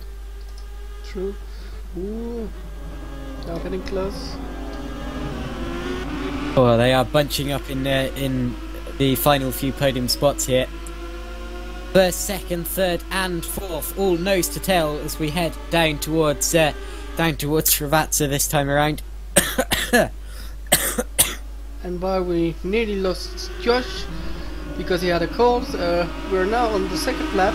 It's so close.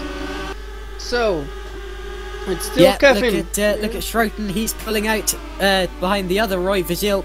These two have come together or come alongside each other several times already this Monday, and Schroeten will have the inside line, but he's had to tuck in behind Vigil for now. Now, as we head through the first chicane, the order is still Samut, Fuller, Vizil, Schroeten, Stefano, Hoekstra, Williams, from Brazil. Muscat. What's happened here? Whoa, as Hoekstra goes over the grass. But it was a mistake from Brazil. He ran wide over the curbs, but he's managed still to kept third for now, though. Yeah. And then after Muscat is De Vries, Kuma, Sanford, Escudero, Hutt, the other Hutt, Dan Hutt, that is. Ruder and Rink Hoekstra. Now the gap for the lead is still very close, it's just half a second, so there is definitely a lead battle going on here, and it's between 4 or 5 cars, because we have basically everyone down to Wesley Stefano in 5th, all going for that top spot here, and of course we saw several cars getting very bunched up after lap 2, so definitely some action going on in this race, and this is what we tend to see at the start of race 2 in this series, because we have the reverse grid, meaning that the quicker guys are coming from behind and everyone gets bunched up. It's like an accordion effect, and it makes quite an interesting battle every time it happens. Meanwhile, Samut quite slow around Ravazza at the bottom end of the corner, the bottom end of the course rather. Fuller had a little look, but just can't find his way through quite yet, and he's now going to come under attack from Roy Vigil, who might have a look at him up through turn 1. He's going to the inside, might get forced onto the grass here. Hopefully Fuller sees he's there. Oh, he does get forced onto the grass a bit, but just about being given enough room. Oh, there's slight contact again, and they both go off, and this might... And Schroeten touches him. Schroeten touches him and drops back behind Stefano, who gets a mega run and slots in 4th. Vigil gets 2nd as well.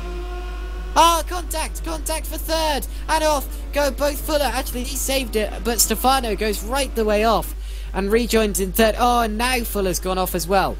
So, after it's all change up the front, it's Samut, Vigil, Stefano, Schroten, Williams, Hoekstra and Fuller. And that could have been a lot worse. They almost got locked together and headed, or they would have headed right towards the wall there with Stefano and Fuller. And it's a very good job that that it wasn't worse and it didn't end up as an actual accident, because it was certainly looking like it might at one point. As Vigil goes off, and this is going to put him under attack again. Oh, he's running back over the white line and over the curb, and he's going to have to slot in now behind Wesley Stefano, and he might come under attack from Roy Schroten as well. But that's down to third now for Roy Vigil, and that puts Wesley Stefano up into second. Yes, and the top 9 is still within 4.5 seconds. So. Onto the grass again goes Vigil. He's been on the grass more than the track this lap, as he attacks Wesley Stefano, who also goes onto the grass. Vigil gets the switch back. Vigil goes through, but will Stefano attack on the exit? Just doesn't get the room. Now wait for the switchback wait for the slipstream rather. Look as at De Vries, Fuller and Muscat are banging wheels behind. Look at oh, he needs to lift. Look at Williams. Oh. My word, look at Williams. Absolutely. He's going to slide in the middle. Surely he can't go through the middle of both of them there. Of course he can't, because there was absolutely no room there as Stefano and Schroten come together. Schroten spins. Schroten has spun in the mid-pack, and he's going to get collected, is he? No, but he drops behind Jason Muscat, and that means, as we thought would happen, as Stefano spins again, and that means that if they finish like this, then Schroten's championship is well and truly over, as Stefano spins again trying to get it going. And unfortunately that is well and truly it for Roy Schroten, unless Muscat gets involved in his own incident, because he's now down into, or up into 6th position, and it's completely changed. Meanwhile, Matt Williams has moved up into 3rd position and the final podium position, so he is on track for a double podium, but it is all on for for Jason Muscat's championship here, as he sees his main championship rival getting spun out of contention.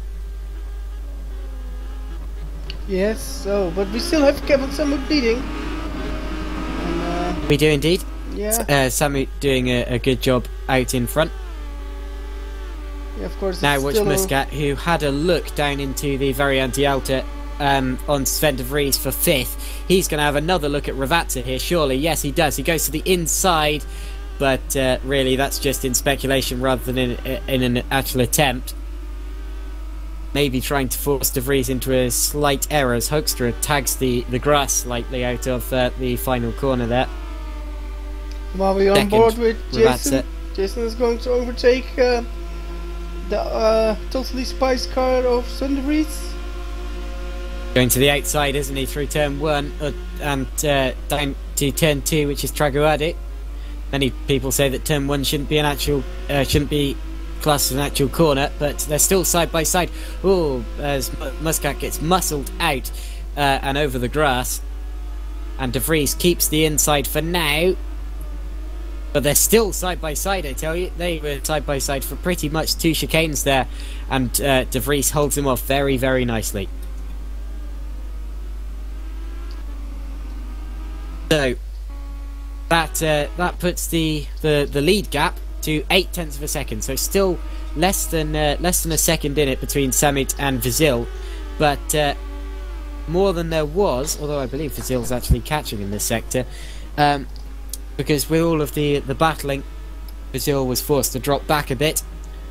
Although battle's over now, and a different battle is on.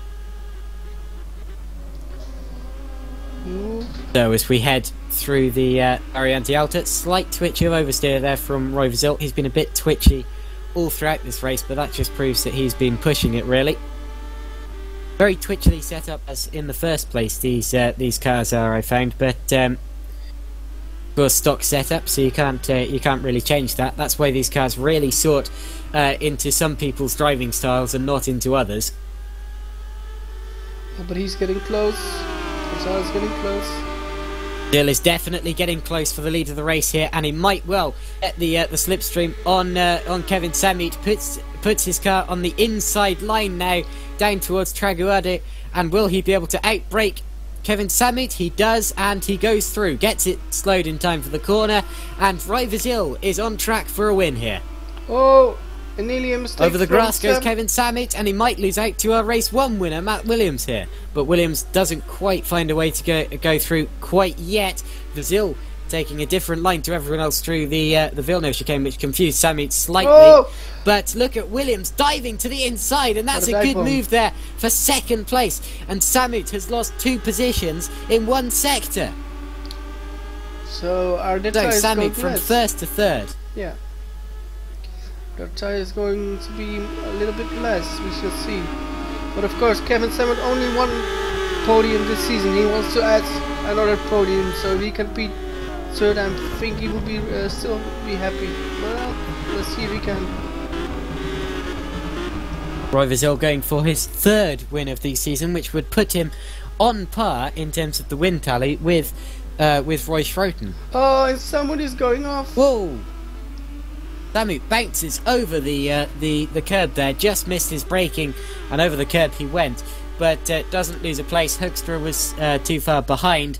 Oh, look at the lead! Look at the lead! Matt Williams pokes his car up the inside. You could tell by the body language of Fazil's car that he saw him coming, but Williams just locks up the car, and to be honest, that looked like a fully fledged attack there. He thought he had a chance, and that shows that Williams is definitely feeling like he has the pace for his 5th win of the season and his 2nd win of the weekend, which would be his 3rd win in a row. To be honest, if Matt Williams signs up for next year's championship as well, I reckon he could be a real contender for the title, because if he does win this race, he would have finished this season with 3 wins in a row, which proves that he's definitely got the hang of the car now. And while he only turned up to this championship half the way through, he's properly in it now. And Matt Williams, obviously one of the quickest guys in the series, if not the quickest. True, but first we will focus on this race. Oh, and he's so close. He's so close. You can nearly feel the win now, Matthew Williams, but he still needs to pass Roy Vazil. Roy Vazil would have thought he would have actually tried an attack up into Piratella there, which would have been an absolutely suicidal move, surely. But he's got a great run out of the Acco Nerali, and he might well poke to the inside. Oh, Vazil covers it very, very well, and Williams is locked up. So Williams locks up, goes over the grass, and Roy Vazil keeps the lead for now, and he will be rubbing his brow. That'll be sweating quite a lot, as Samit is now coming under big attack from Wopke Hoekstra for 3rd place. The thing with Williams is he just manages to attack absolutely everywhere and never seems to run into the back of his opponent. He just seems to be able to hold it there, and anywhere you expect him to not be able to attack, he does attack. The fight for the podium continues. It's Wopke Hoekstra with a run on Samut. Oh, he needs to brake now. Sven is going to take both of them. Yes, he's going to do it. No, he's not. And Wopke is next. Wopke is in P3. Yes, no, yes, and Wopke drags it round. Wopke up into 3rd. Now look at De Vries getting a very good run. Oh, he's gone off. He's gone onto the gravel, and he keeps it out to the wall, and he keeps it behind this battle here. But looked like he was going to launch an attack for 4th position, or maybe even 3rd. But couldn't quite. Had a very good run, and now he's going to do it down into Tozer. There he goes. So Sven De Vries up into 4th, big twitch, but De Vries up into 4th. Kevin Samit down to 5th, and the leaders still very close. 4/10 of a second was the gap for the lead through the last second. This is going for the third position in the championship, so of course they want to try a lot. And it's been a long time since Roy Vazil won his last race. It was Silverstone. Not quite. Matt Williams had a slight look there, but couldn't quite find a way through. But down towards Ravazza, he's certainly looking quick in the slipstream of Roy Vazil. He's going to poke to the outside. Vazil actually locks up now, so you can tell how much he's being hassled here by Matthew Williams. Bit of a slide, and that's going to give him a bad run. Now watch what Matt Williams can do. He's going to get right in the slipstream, drag his way past Roy Vazil, possibly. Let's see what he can do. He's taking a look, possibly pulled out the slipstream slightly too early. He's gone up the inside now of turn 1. And this might well be the lead here for Matt Williams. And he is on his way to 3 wins in a row as he pulls alongside. But Vazil's still there. Vazil still up the inside. Oh, slight kick of oversteer from both. But Matt Williams pulls through into the lead of this race. Well, Sven de Vries is got ahead of Wopke Hoekstra and now is in the final position of the podium. Sven de Vries up into 3rd, as you say, but he went slightly wide on the extra Villeneuve there. And Hoekstra might well come back under attack from Kevin Samut, who's certainly not done with this battle just yet. Now, what's the gap for the lead? So this is... Oh, it was 0.3 of a second through the last checkpoint, but the other way around to the way it was last time. But, of course... While Vazil is still in slipstreaming range, he will not give up on this race win. We'll have 1 lap after this one, so we are about to approach the final lap of the race as Wopke Hoekstra runs wide of attack for from Wesley Stefano. Now, Vazil and Williams, they have 1 more lap left to battle here. 1 more lap plus 2 braking zones as we head down under the Pirelli sign through Acqua Minerale. So we lost Wesley. Have we lost Wesley Stefano? Or? Yeah, we lost Wesley. Oh, Wesley, he actually went out on that lap because he's still ahead of a few people. So, unfortunately, our first retirement from the entire Monday of racing, which has been a very, very clean one, is Wesley Stefano in race 2. True. But it still means everybody gets points. That does mean now that everyone that finishes the race does score points. So, so they tell you something nice. Daniela Escudero will get his first point. He'll score a point, won't he? Yeah. Yes. And then he will jump. Ilya Brekkelo, Matt Richards, Simon Frerlich, Ardo Alkepers, Nicolas Cole, Jordi Baca, Sandeep Chota, Daniel Brewer, Ryan Mayfield, Jorge Kuna, Sven Smits, and Casper Onderwijn. He will all jump. He will jump then. He's going to be boasting about that after the race, surely. Anyway, we are on our final lap of racing here.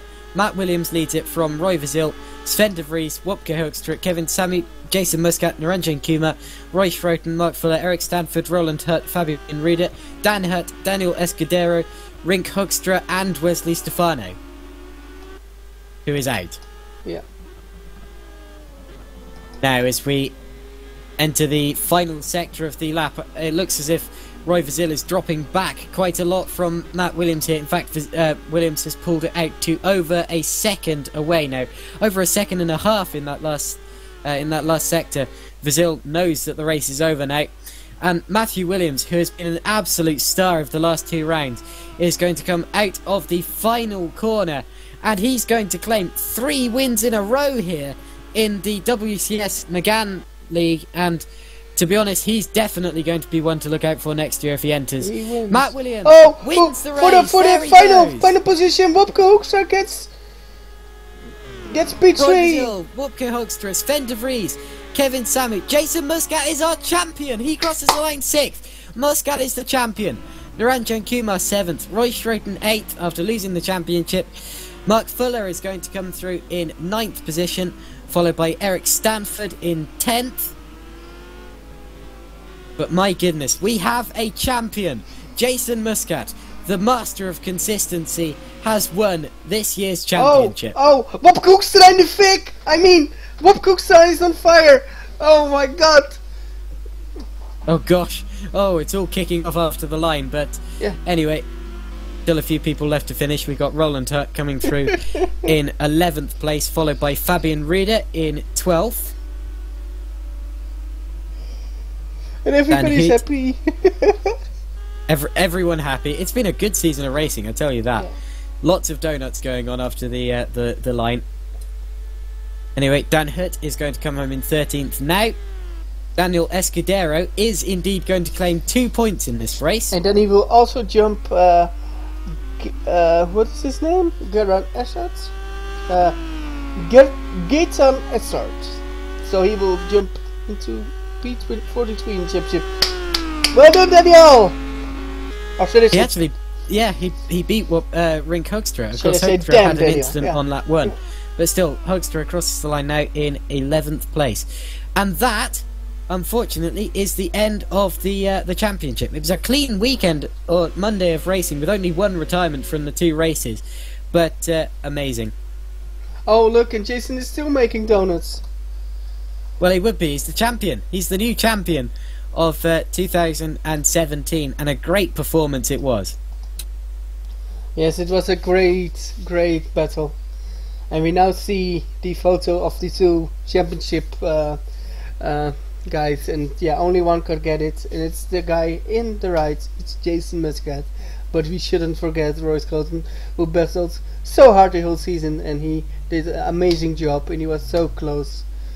But in the end, if you compete, you know there is only one winner, and this season it was Jason Muscat.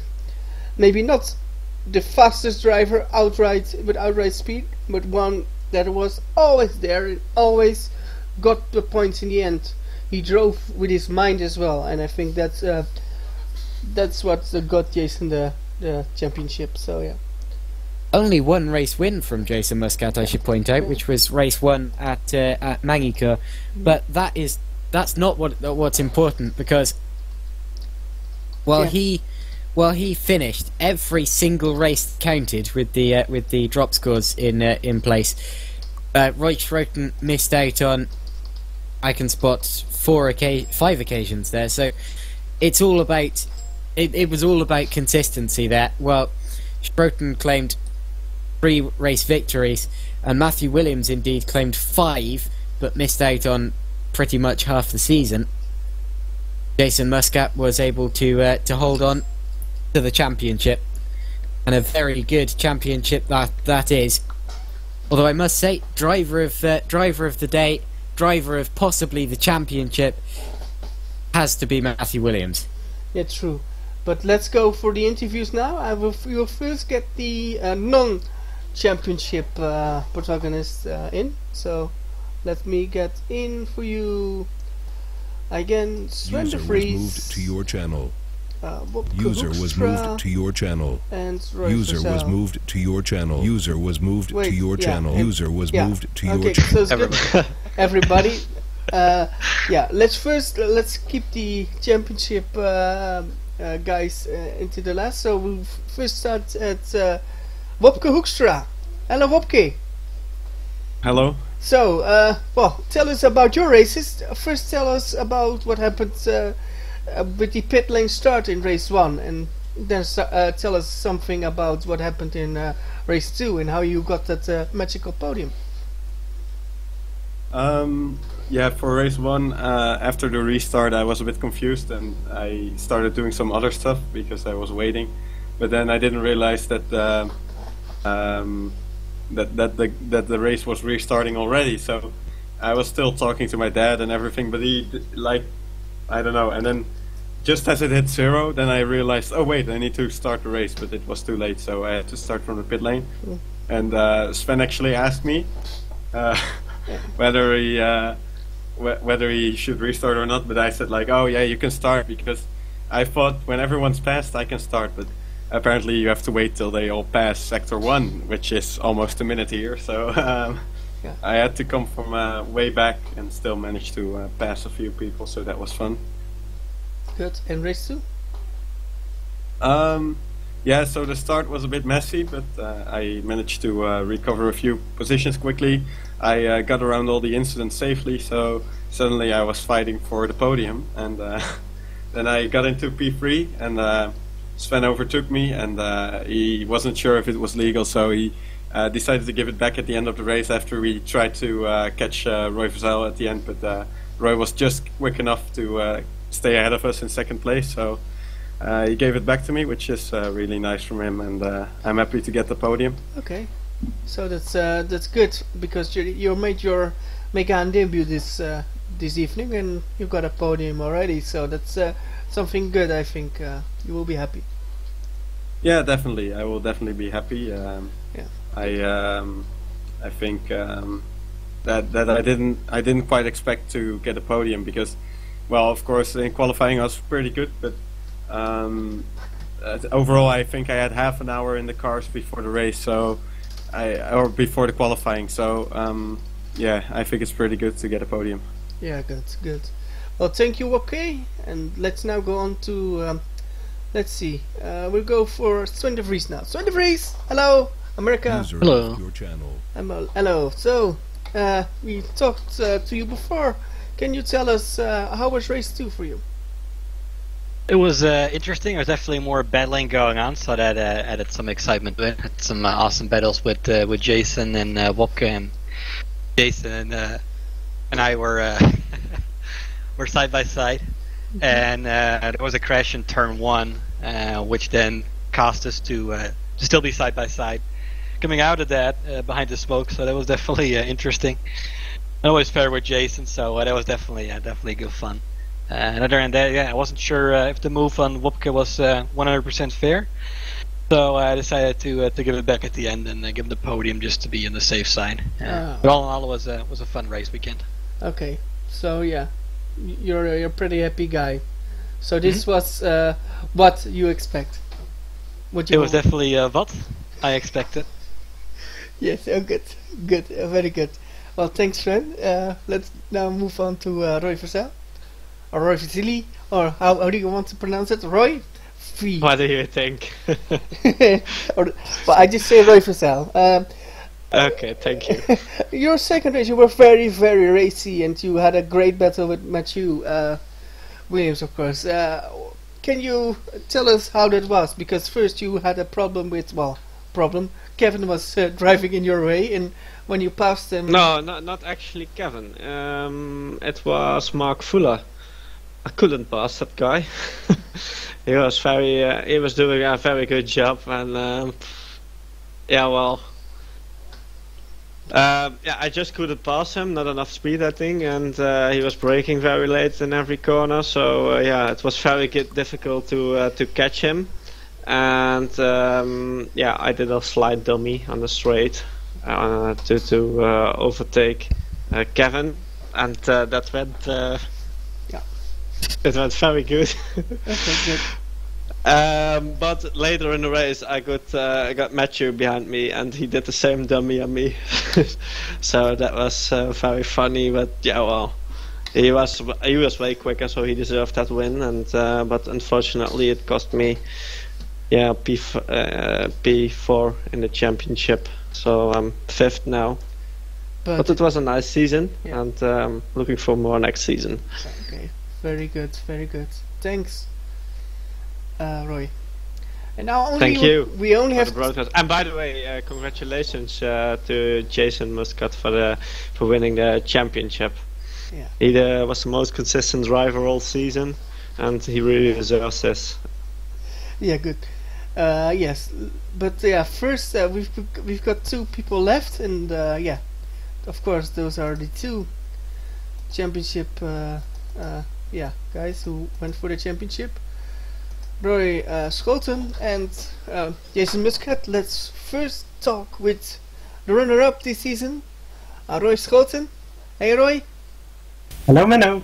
Well, of course you're not the most happiest guy today, but overall, how are you feeling? I'm feeling pretty good. It was a fun battle in race 1. I made a mistake and I spun, which was stupid for me, but after that it was the most amazing race of the season. Very hot battling with Roy and with Jason and with Wesley. So that was great fun, and I managed to get them and end up in P3 in race 1, but I knew from there it was going to be very hard because I had to finish 2nd or higher if Jason didn't even finish, which he did in the end. So it was just a fun race for me in the end, and I had some bad fortune, so to say, and I got spun around twice, and then, well, it was a fun race trying to get back the field, and it was a good battle, but there was no chance for me to overtake Jason here.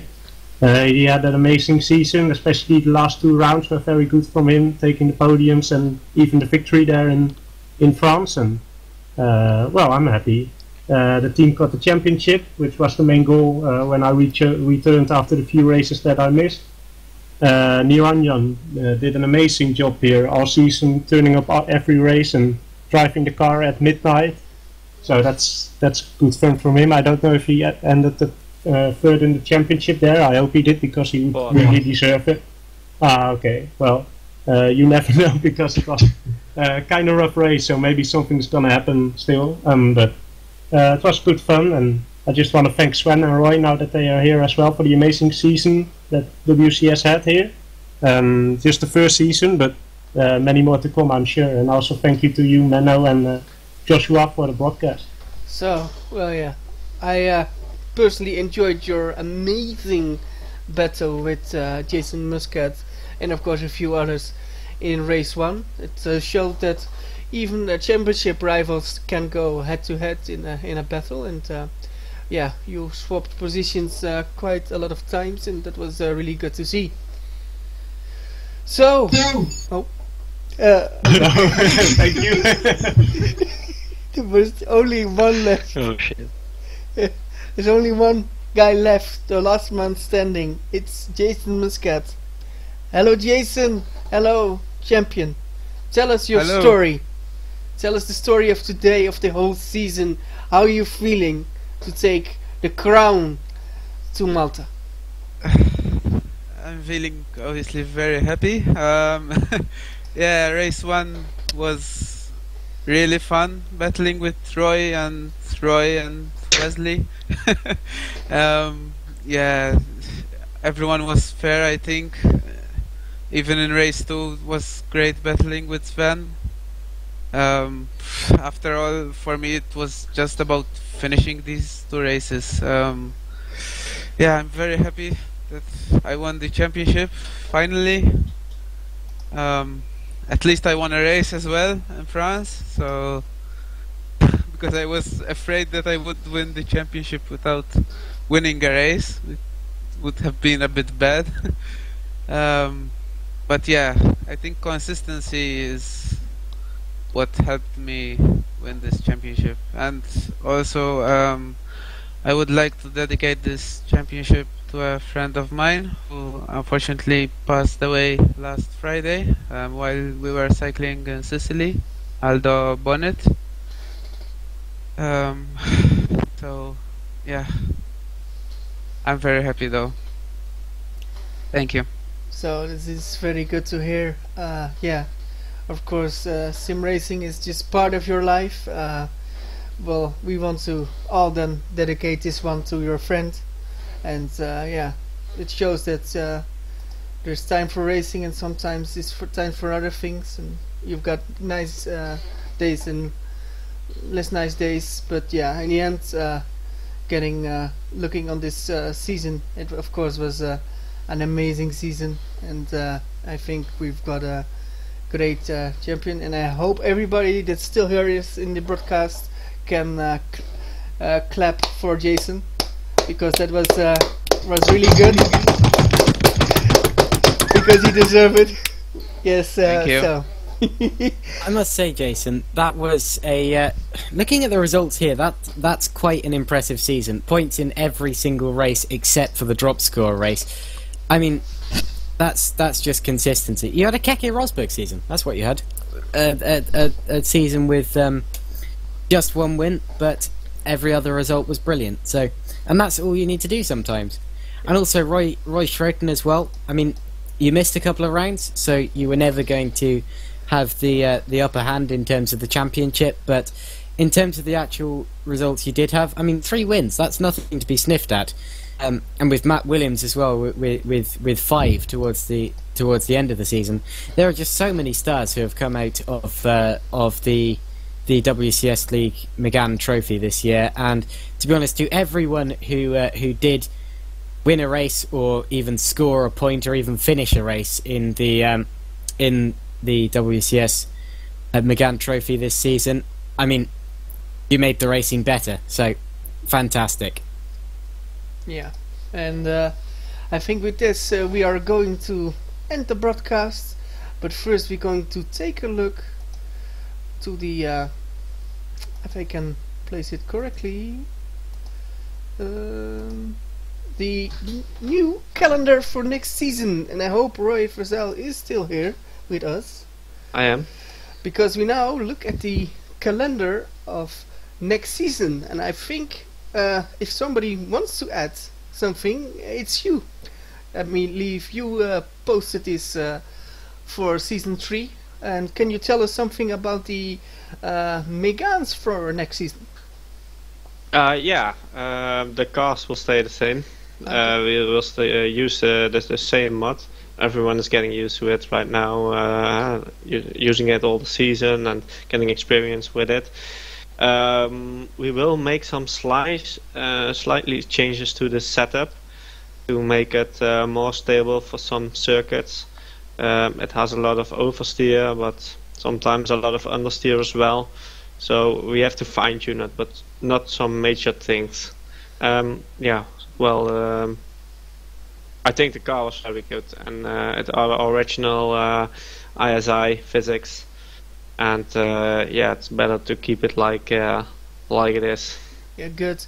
I'm seeing the calendar now. So we start in Bahrain with the paddock layout. Of course, we had that this season. We're going to we had a great race there, Yeah. so it's good to use it again. We have we mixed it a little with some short tracks, but also some full tracks. I think the lap times will be around 1 minute, maximum 1 minute and 30 seconds. So not laps like 2 minutes or something. So it will be close races, close battles. Good, because And, because I see Bahrain, Laguna Seca, Interlagos, and then I see something like Gardong. I don't know actually. Guangdong. Gandong. Okay. Oh, yeah. I need to It's pronounce. a Chinese track. It's a short track. Oh, that's very cool. We go to Istanbul, of course, with a intermediate layout. We've got to Suzuka with a short layout. We go to Taida with a short layout. We go to Nürburgring, Imola again. Yes, Imola is back because that proved good racing. Go to Paul Ricard, of one of the 10,000 different tracks they can make. We believe we're going to at least one of those. We go to the Nürburgring short, we go to Monza, and we go to the Red Bull Ring. So it looks really good. But yeah, I think we should end this. Josh, you want to say something before we leave? I was very surprised by how clean that racing was. I often consider simulator racing as kind of bang, crash, wallop, and unfortunately in quite a few of the streams I've been in so far that's been the case. But today, this was a very clean Monday. Only one retirement in the 2 races. Yeah, you just can't ask for more than that, really. So I'm actually considering racing in this season next year. But anyway, yeah. Thanks for watching this on the YouTube stream, or if you're watching this afterwards as well. And we'll see you in the next stream, whatever that might be. Okay. Well, bye bye everybody, and we speak each other soon. Bye bye. Thank you guys for the great broadcast. Thank you.